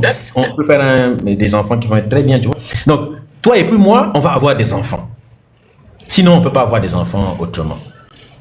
Donc, tout ça là, c'est... Donc, une fois que tu comprends cela, tu comprends que, étant donné que tu es la première femme de l'humanité, la plus vieille, ta culture à toi est la plus vieille de l'humanité. Si un Dieu devait parler à un peuple sur terre, il devait parler à ton peuple, à toi. Or, il n'y a pas d'évangile selon les... tu es de quelle ethnie? Je suis Téké. Est-ce que tu peux me dire l'évangile selon les Téké, on trouve ça où? Il n'y en a pas. Donc, il n'y a pas évangile selon les Téké. Il n'y en a pas. Parce que Dieu s'en fout des Téké. Isis et l'enfant Horus. Chez les Mésopotamiens, c'est les Sumériens, papa Enki, maman Nigorzak, l'enfant Utu. Ce genre de trinité-là, on retrouve ça partout.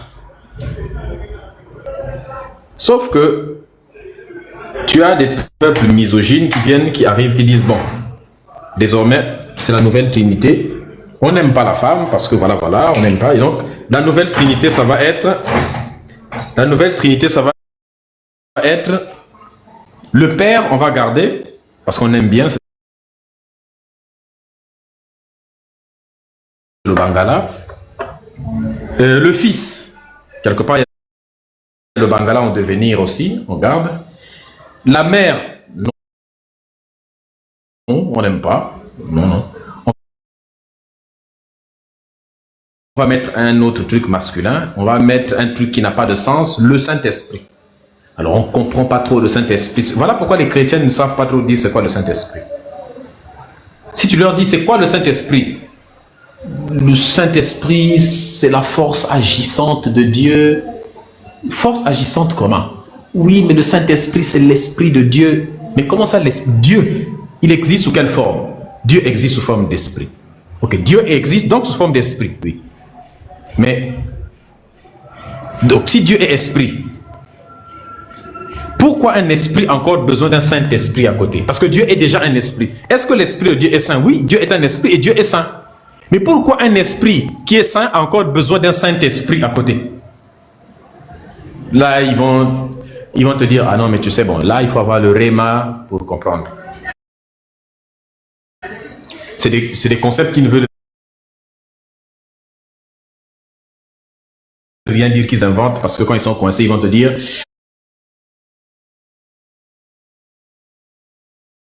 alors, il faut avoir le réma pour comprendre,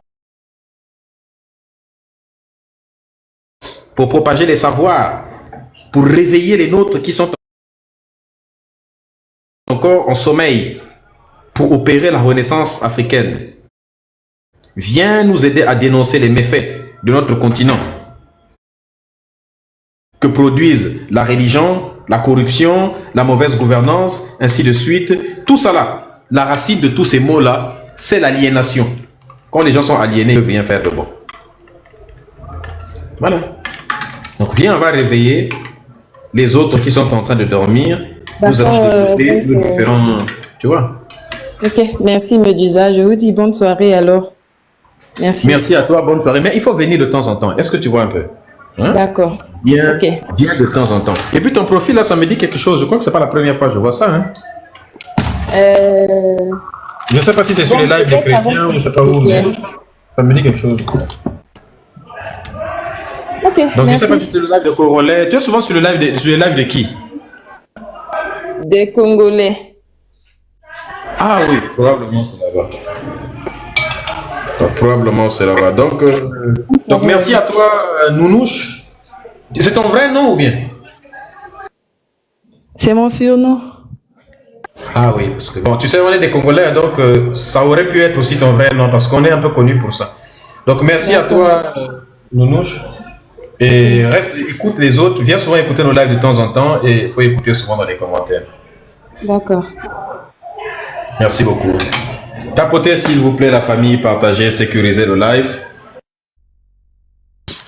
On doit croire personne. On ne doit jamais croire d'ailleurs. Pourquoi? Pourquoi est-ce qu'on ne doit pas croire? Parce que la croyance est inutile dans la vie. Est-ce que tu peux me citer une seule chose que tu dois à la croyance? Regarde autour de toi. Il y a du bruit autour de toi là, s'il te plaît. Je crois que la Attends, attends, c'est la télé ou tout. Je tiens la télé. Vous m'entendez mieux? Voilà. Maintenant, regarde autour de toi. Est-ce que tu as regardé autour de toi? Oui, je suis à la maison et tout. D'accord. Regarde sur toi et autour de toi et cite-moi une seule chose que l'on doit à la croyance. Une seule chose qu'on doit à la croyance. Déjà, je vois pas. Mais moi, j'aimerais savoir, c'est quoi la croyance? La croyance. La croyance, c'est le fait d'accepter ou d'affirmer que quelque chose est vrai sans avoir de preuves, sans avoir d'éléments de réalité.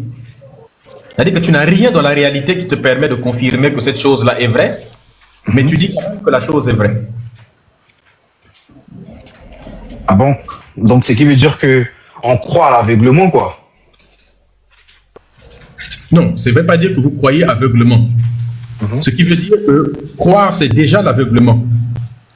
Parce qu'on croit aveuglement, c'est comme si ça voulait dire on peut croire, mais pas aveuglement. Non. Croire, c'est être aveugle. C'est accepter et affirmer des choses que tu n'as jamais vues, que tu n'as jamais expérimentées, et ainsi de suite. Ah, ok. Ah, d'accord, je Parce comprends. que la croyance, elle est inutile. Elle est Tout ce qui est utile. autour de toi, là, c'est la connaissance qui a apporté ça. C'est la science, la connaissance. La médaille que tu portes là, c'est la connaissance. Ton t-shirt, tes écouteurs, ton caleçon, ta culotte, si tu en as, parce que comme tu es à la maison, il se pourrait que tu n'en aies pas aussi. Mais au cas où tu aurais un caleçon, eh bien, tout ça là, c'est la connaissance qui a apporté ça. La télé que tu as là, même ta maison. Si on enlève tout ce que la connaissance et la science a apporté, là où tu es, tu vas te retrouver nu, assis sur le sable. Tu vas être nu, assis par terre. Parce que même ta maison, elle a été construite grâce à ça. Le ciment, les barres de fer, et tout ça, c'était fait par la connaissance. Ça veut dire que tu n'as pas besoin de croyance. C'est la connaissance, c'est la science qui améliore la vie des êtres humains. Mais si je comprends bien, cette connaissance-là, qui nous donne cette connaissance qu'on a, nous les êtres humains? Qui nous donne cette connaissance? Les autres êtres humains. Les autres êtres humains? Oui. Non, mais attends. À l'école, c'est qui nous donne la connaissance? C'est Dieu ou c'est les professeurs? On va dire que c'est Dieu qui met la connaissance. Actuellement, je suis en train de donner la connaissance à travers mes lives. C'est pas Dieu qui est en train de donner ça, c'est moi. Bon, donc ça veut dire que Dieu, c'est moi. Mais qui te donne cette connaissance pour que tu puisses me la transmettre? Personne ne me le donne. Je les trouve moi-même, les connaissances. Ah, tu les trouves à travers ton intelligence ou à travers tes recherches? Bah, c'est un peu chaud de trouver la connaissance avec l'idiotie, quoi. Ouais. Je comprends.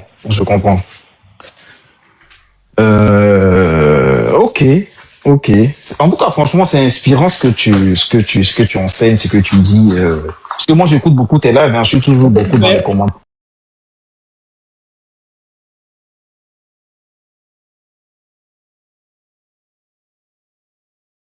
Il y a une chose qui donne la connaissance à tout le monde. La meilleure source de connaissance, c'est la nature.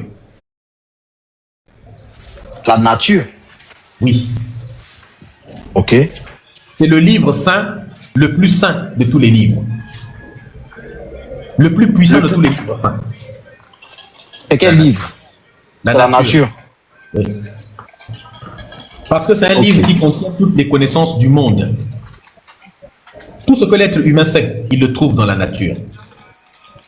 D'accord. Tout ce qu'on sait, des connaissances. Et quand l'être humain apprend les connaissances, comprend comment fonctionnent les éléments de la nature, ça lui donne un pouvoir. Il peut même reproduire certains éléments. Il peut fabriquer des appareils, des choses qui vont lui donner un pouvoir à lui aussi. Le pouvoir de voler, le pouvoir de se déplacer plus vite, le pouvoir de faire plein de choses, d'atteindre des éléments à distance, et donne un pouvoir d'automatiser, de faire les choses plus rapidement, de calculer plus vite que son cerveau. Il peut faire beaucoup de choses. Donc, étudier la nature, c'est-à-dire que le vrai Dieu, là, c'est la nature.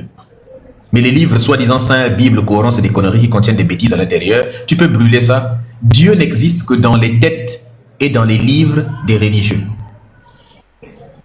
Dieu n'existe que dans les têtes et dans les livres des religieux. Hein? Je dis Dieu n'existe que dans les têtes et dans les livres des religieux. Bien sûr. Si tu cesses de croire en Dieu, Dieu cesse d'exister. Bon.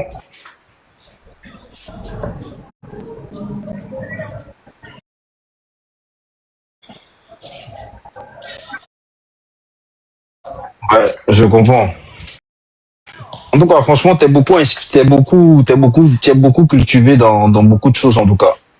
Et c'est ce que je veux que tous les jeunes Africains soient également. Je t'écoute beaucoup dans tes lives et tout. Mais ce que moi, je comprends pas, moi, j'aimerais comprendre une chose. Il y a beaucoup de personnes qui parlent du paradis, qui parlent de l'enfer. Est-ce que ça existe? L'enfer existe, c'est vrai. L'enfer existe? Bien sûr. Est-ce que tu peux me démontrer comment est-ce que ça existe? C'est quoi? Je veux savoir. Bah, l'enfer existe, je peux te dire où ça se trouve. Où ça se trouve? Oui. Ça se trouve où alors, Menouza? Actuellement, ça se trouve au Soudan, ça se trouve à l'est du Congo, ça se trouve dans ces endroits-là, au nord du Mali. Parce qu'il y a la guerre. Bien sûr. Tu crois que si tu vas dire à un enfant soudanais qui, depuis qu'il est né, il a regardé sa mère se faire miauler, il a vu son père se faire éventrer, et depuis sa naissance, il ne fait que mourir de famine, lui-même se faire miauler, se faire violenter par la terre entière. Tu penses que cet enfant-là, si tu lui dis que tu sais, il y a l'enfer qui existe, tu penses qu'il y a des souffrances plus grandes que ce qu'il a subi sur terre? L'enfer, pour lui, c'est sur terre. Si tu lui dis, oui, tu sais, il y a un endroit où les humains iront souffrir après, est-ce que tu penses qu'il va même il va te dire, frère, l'enfer, pour moi, c'est là, sur terre. Depuis que je suis né, c'est l'enfer. Alors, je ne sais pas quelle souffrance qui est plus grande que celle qu'il subit déjà sur terre. Mais il n'y en a pas. Tu sais, voilà pourquoi on dit souvent, et ça, il faut que les religieux écoutent ça. C'est pourquoi je dis souvent, la religion là, c'est pour ceux qui ont peur d'aller en enfer. Mais la spiritualité, c'est pour ceux qui sont déjà passés par l'enfer. Moi, je suis déjà passé par l'enfer. Mon pays était en guerre. J'ai vu des cerveaux des enfants sortir de leur crâne par terre. J'ai vu des trucs déchiquetés, j'ai vu des crimes de guerre. J'ai vécu la guerre, moi. J'ai vécu la guerre, moi je la connais. Moi, quand on parle de guerre des pays, ainsi de suite, moi je la connais pour l'avoir vécu. J'ai couru avec mes pieds comme ça là, pendant la guerre. J'ai couru. Hein? J'ai couru en entendant des balles siffloter à gauche et à droite. Hein?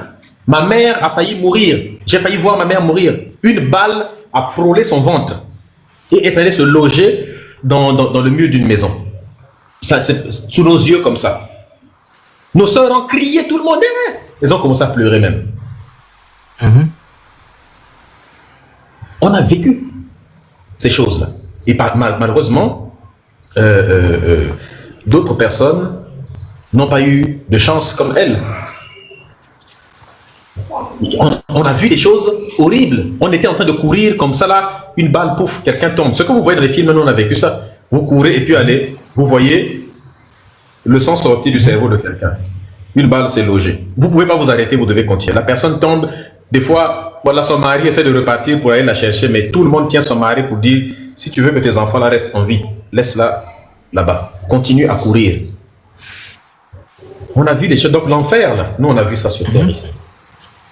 Donc quand les gens me disent, tu vivras l'enfer, tout ça là, ils disent, mais c'est des conneries en fait. L'enfer se passe ici, nulle part ailleurs. Va demander à certains Haïtiens, ils vont te dire que l'enfer, ils l'ont vécu. Hein, avec des tremblements de terre qu'il y a à Haïti, avec le pays qui se fait violenter, qui se fait voler, qui se fait dépouiller par des gens, qui se fait appauvrir artificiellement, avec des gangs qui rôdent partout, qui sont financés par les Libanais, par les Occidentaux, par les Américains, par les Européens, qui sont armés. Vous ensuite venir dire que le pays est sous le contrôle des gangs, alors que c'est eux-mêmes qui financent ces mêmes gangs-là.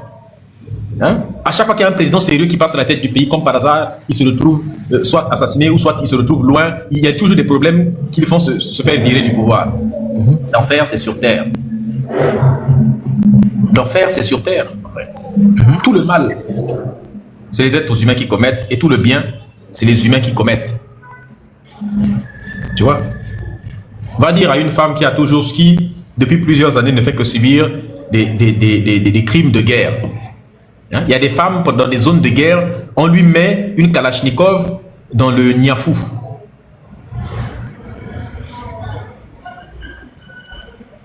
Hein? On la miaule avec, avec la tête de la Kalachnikov. Tu vas aller lui dire que madame, vous savez, il y a un endroit l'enfer, il faut prier pour aller là-bas. Elle ne va même pas te répondre. Elle ne va même pas te répondre parce que elle va même rien te dire. Parce qu'il y a des souffrances quand tu as vécu ça. Tu ne peux pas répondre quand quelqu'un vient te dire tu sais l'enfer, le paradis. Elle va seulement te regarder comme ça. Parce qu'elle peut rien te dire toi tu ne connais pas l'enfer finalement. Si tu pouvais vivre 0,1% du malheur qu'elle a reçu. Maintenant la question que tu dois te poser. Est-ce que tu m'écoutes d'abord? William. Je vous écoute, vous m'entendez? Oui, oui. Non, c'est parce que je ne te voyais pas là. Oui, je suis là. La question qu'il faut se poser fondamentalement, comment ton Dieu fait pour regarder tous ces malheurs, tout cet enfer là sur terre sans rien faire? Comment toi tu peux créer tu as des enfants et tu regardes tes enfants faire la guerre et tu ne fais pas tout pour arrêter. Moi je peux mettre au monde des enfants et puis allez, je regarde mes enfants en train de se faire la guerre, j'ai le pouvoir de les empêcher de le faire, mais je ne le fais pas. J'ai le pouvoir d'arrêter ça, mais je n'arrête pas. Tu vois tes enfants sont te tuer. C'est parce que ça n'existe pas ce Dieu-là. C'est parce que c'est un mythe. Une création humaine, une invention humaine. Bonjour pèlerin. Oui, bonjour Medusa, ça va? Ça va et toi? Ça va bien, je vais très bien, oui. Tu es pèlerin de Dieu. Là, on est presque à 1 million de likes, s'il vous plaît la famille, let's go. De partir du moment où on est à 700 000 likes, on est presque à 1 million. 1 million c'est facile. La famille, est-ce qu'on peut chauffer les doigts s'il vous plaît? On y va, Panari direct. 1 million. Panari direct la famille. Et on va atteindre très vite. On y va la famille, let's go. Et puis sécurisons le live. Il y a quelques objectifs en haut là-bas, si on peut les accomplir. Les amis, ce sera vraiment excellent. Un pèlerin, tu es chrétien ou musulman? Je pense que vous alliez me reconnaître. Je pense avant-hier, j'étais dans ton live, avant-hier nuit. Bon, peut-être vous ne vous en souvenez plus. Tu sais, je parle avec tellement de personnes que... Ouais, c'est moi qui parlais d'une relation. En fait, je disais l'autre jour que j'étais, voilà, j'avais du mal à me retrouver dans les religions et tout, et que j'étais en fait, je suis plus dans la pratique depuis 4 à 5 ans comme ça. Et aussi, j'ai vu qu'il y avait eu des conséquences, voilà, par rapport à cette décision. Il y a eu des conséquences, en tout cas, dans ma vie, depuis que j'ai arrêté, en tout cas, de pratiquer, en fait. Donc, puisque... Donc, tu n'es plus religieux alors? Hein? Donc, tu n'es plus religieux alors? Je ne suis plus dans la religion, mais je suis en train de me chercher, en fait. Ah, ok. Ok. Donc, bon, pour le moment, on fait monter d'abord les religieux. Ce que je peux te dire, c'est écoute souvent nos lives, tu verras que tu n'auras pas mal de réponses à pas mal de tes questions. Vraiment, il faut écouter beaucoup nos lives et il faut noter beaucoup de choses. Beaucoup de choses et tu vas voir, ça va te donner une certaine orientation. Donc pour le moment, les gens comme toi, c'est déjà bien, vu que tu n'es plus dedans. Pour le moment, on se concentre d'abord sur les religieux. Ceux qui n'ont même pas encore atteint le niveau que toi tu as atteint, c'est-à-dire que toi tu ne pratiques plus, tu as déjà quitté la religion. Et le but, c'est d'abord ceux qui sont complètement dans la religion, qui pensent que c'est la vérité absolue. Ouais, mais malgré le fait que je suis plus dans la pratique, il y a quand même, l'autre jour, j'avais voulu poser quelques questions qui me tracassent toujours. Ok. Voilà, donc, par exemple, je pense qu'il y avait une sœur tout à l'heure, si je ne me trompe pas, qui avait abordé ce sujet-là. Mais puisque j'étais à moto, donc il y avait quelquefois des coupures et tout ça. J'ai pas pu bien bénéficier des réponses que tu as apportées vis-à-vis de sa question. En fait, la question que je me pose toujours, c'est quand j'étais en fait un fervent chrétien, il m'arrivait de prier pour des gens. Et que je sentais quand je faisais la prière pour ces gens-là, je sentais... D'abord, regarde, c'est pas d'abord le moment pour les témoignages. Si tu as des questions, on peut répondre aux questions, mais pour le moment, on fait d'abord monter les religieux. C'est une question, en fait, c'est une question. C'est une question. Voilà, la question c'est quoi? C'est que pourquoi en cette période-là, quand je sentais que voilà, je faisais des choses, quoi. Il y avait une sorte d'énergie qui me poussait à faire ces choses-là. Et la question, c'est d'où venait cette énergie, en fait. Quel genre d'énergie? Qu'est-ce qui me poussait à faire quoi, par exemple? Par exemple, quand je prie pour une personne, voilà, je sentais en tout cas, pour toutes les personnes qui sont là, peut-être qui étaient autrefois des chrétiens, ils peuvent témoigner de la même chose, par exemple. Donc, tu pries pour une personne qui a des maux de tête ou qui a mal au ventre, la personne se met à vomir, ou bien si la personne a un esprit, je sais pas, un esprit, voilà, tu commences, la personne tombe et commence à parler, tu sens que ce n'est plus la personne qui parle, il y a une force qui parle en elle. Donc, c'est des choses que j'ai vécues, donc... même si aujourd'hui je ne suis plus dans cette pratique, mais quand même c'est des questions qui sont là et je trouve toujours pas des réponses par rapport à tous ces événements que j'ai vécus. Comprenons d'abord clairement ce que tu dis. Ce que tu nous dis, c'est que quand toi tu étais chrétien, quand tu priais pour les gens guérissaient, c'est ça? Bon, je vais pas dire que... Bon, je sais pas. Franchement, je sais pas... Par exemple, je peux prier pour une personne et la personne se met... Je dis par exemple, je prie pour la personne, elle commence à vomir. Et plus j'insiste dans la prière, la personne vomit.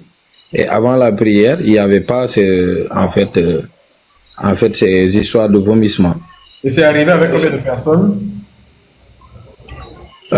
Je peux pas compter parce que je peux dire que c'était beaucoup parce que à l'époque en fait je me considérais un peu comme un pasteur en fait.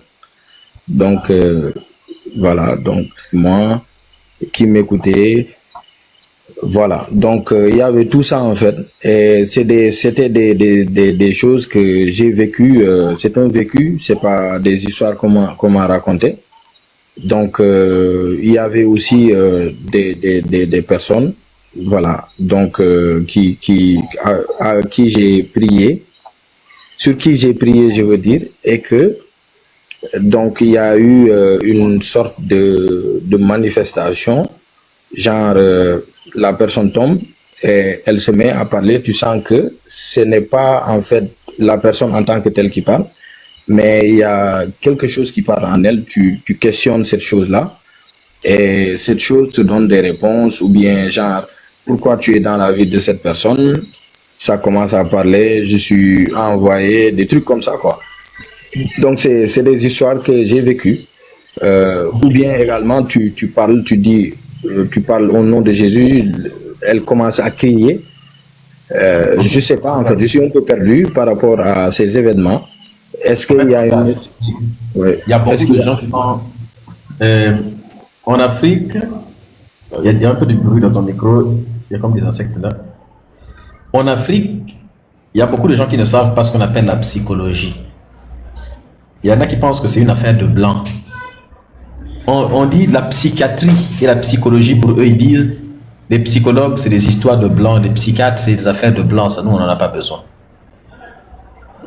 Donc, les gens ont des comportements psychiatriques, mais ils font ça dans les choses de la vie de tous les jours. Tu vois, non? Donc, dans des églises, là, c'est bourré de personnes qui ont des soucis mentaux. Et la croyance, c'est une drogue. La croyance, c'est une drogue. Il y a beaucoup qui consomment ça sans modération, justement. Et donc, tout ça là, c'est très problématique. Tout ça là, c'est très problématique. Les gens sont pauvres, n'ont aucune perspective d'avenir, ils sont totalement aliénés, n'ont aucune confiance en eux-mêmes, ils ont perdu confiance en eux, perdu confiance en leurs capacités, en leur potentiel, en leur possibilité de changer les choses. Ils regardent, les gouvernants aussi sont totalement à la ramasse, donc les gens n'ont plus d'espoir. Alors, les gens vont noyer le désespoir dans l'alcool et dans l'église. C'est pourquoi dans beaucoup de pays, tu vas voir, il y a une église, un bar, une église, un bar. Le matin, il part à l'église, l'après-midi, il part dans un bar, en boîte de nuit, des choses comme ça. Parce que c'est comme ça. Et les gens qui ont des problèmes vont aller à l'église. Quand ils partent à l'église, c'est l'occasion de tout sortir. Donc tout va être déboulonné. On va leur dire, voilà, vous avez le diable qui est en train de ralentir votre vie. Il faut déculpabiliser les gens. Si tu as des problèmes, c'est pas à cause de toi, c'est pas parce que tu es aliéné, c'est pas parce que tu es... Non, c'est parce que le diable est assis sur ta vie. Donc tout est mis entre le dos d'un diable. Et c'est une excellente façon pour manipuler les gens. Il faut fabriquer un Satan, un diable, qui va être coupable de tout. Et un Dieu innocent qui est bien, qui peut tout te donner. Et pour ça, il faut d'abord souffrir, prier, tu vois. Et toutes les histoires que tu racontes là, avec des gens qui sursautaient et tout, moi aussi je voyais ça dans des églises. Je priais pour des gens également. Mais il y a des expériences que des gens ont réalisées. On appelle ça l'effet de groupe. On avait mis dans une salle des singes.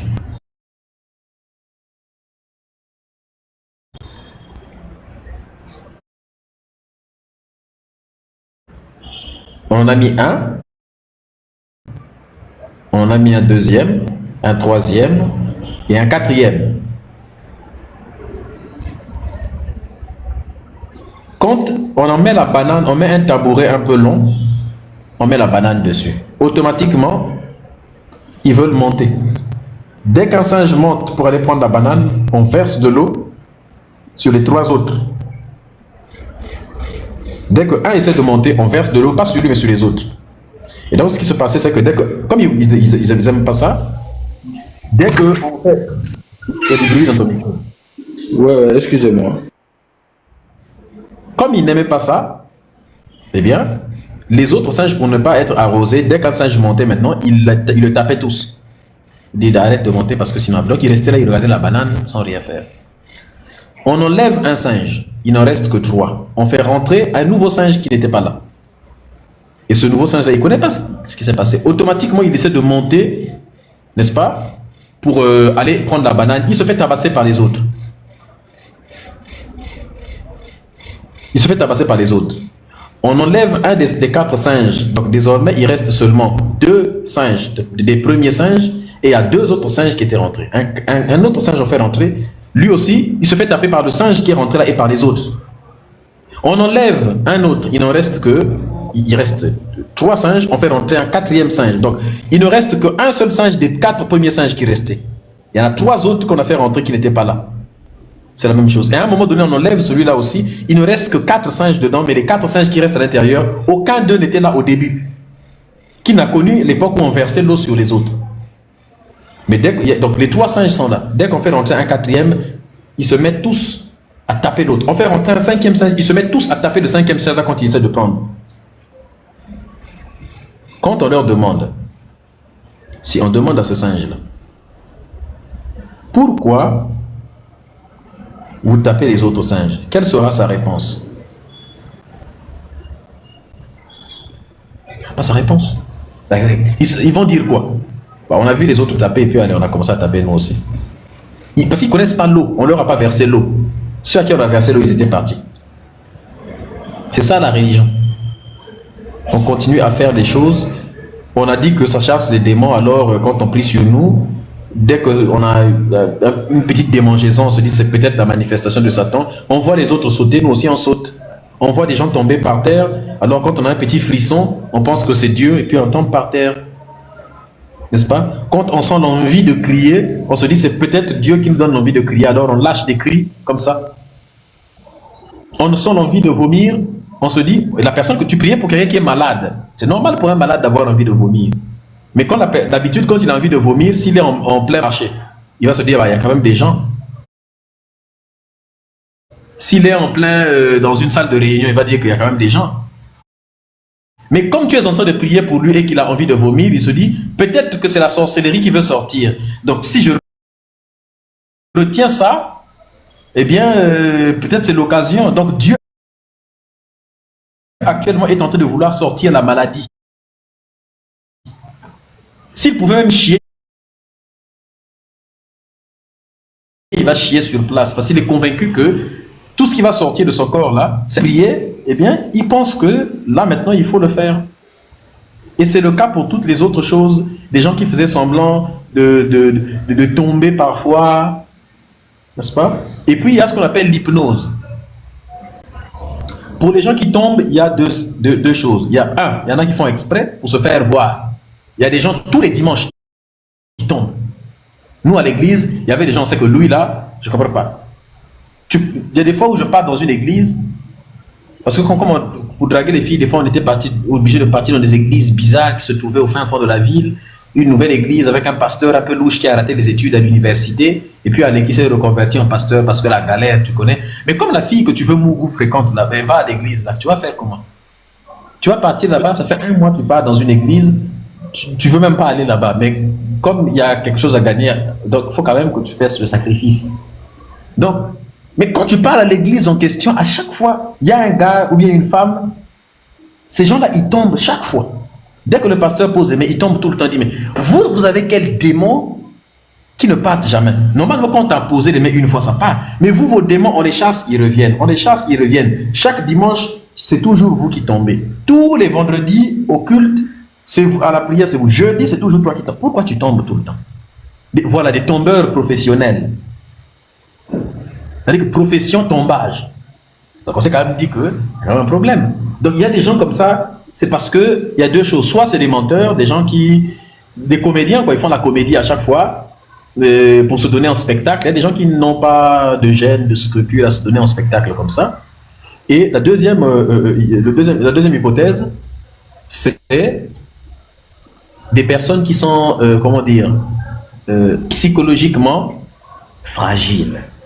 Hein? C'est-à-dire, il y a des gens qui sont tellement fragiles que ils souffrent, ils sont ce qu'on appelle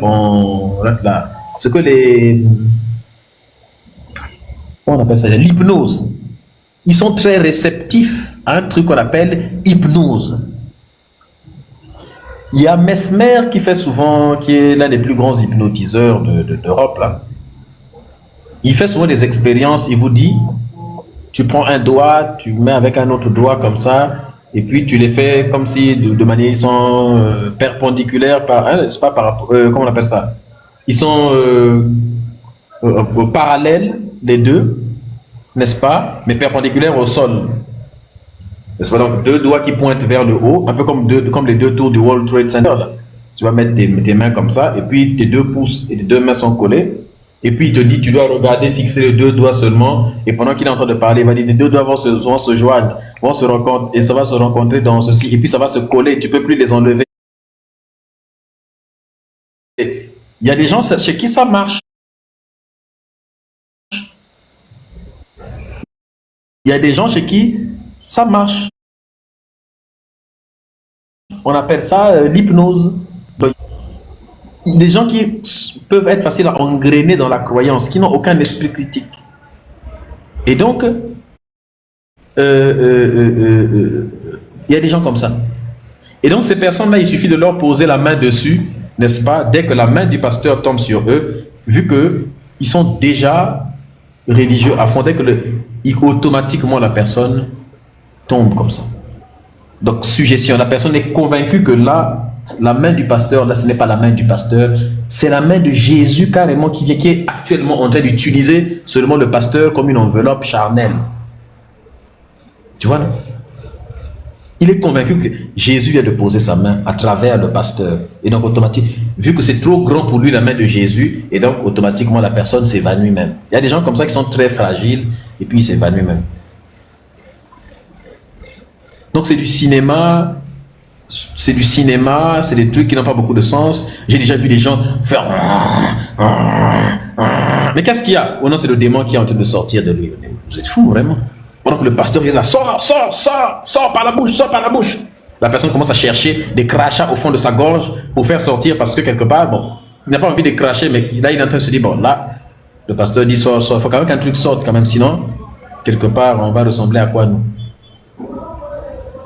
C'est du cinéma. Bon, les Blancs, ils font pas ça. Ils sont en train de se développer, non? Pourquoi ils se développent? Tu as déjà vu ça au Japon? Hein? En Chine, les Chinois sont en train de devenir premiers dans toutes choses, sans chasser les démons. Hein. Attendez un peu, j'en appelle.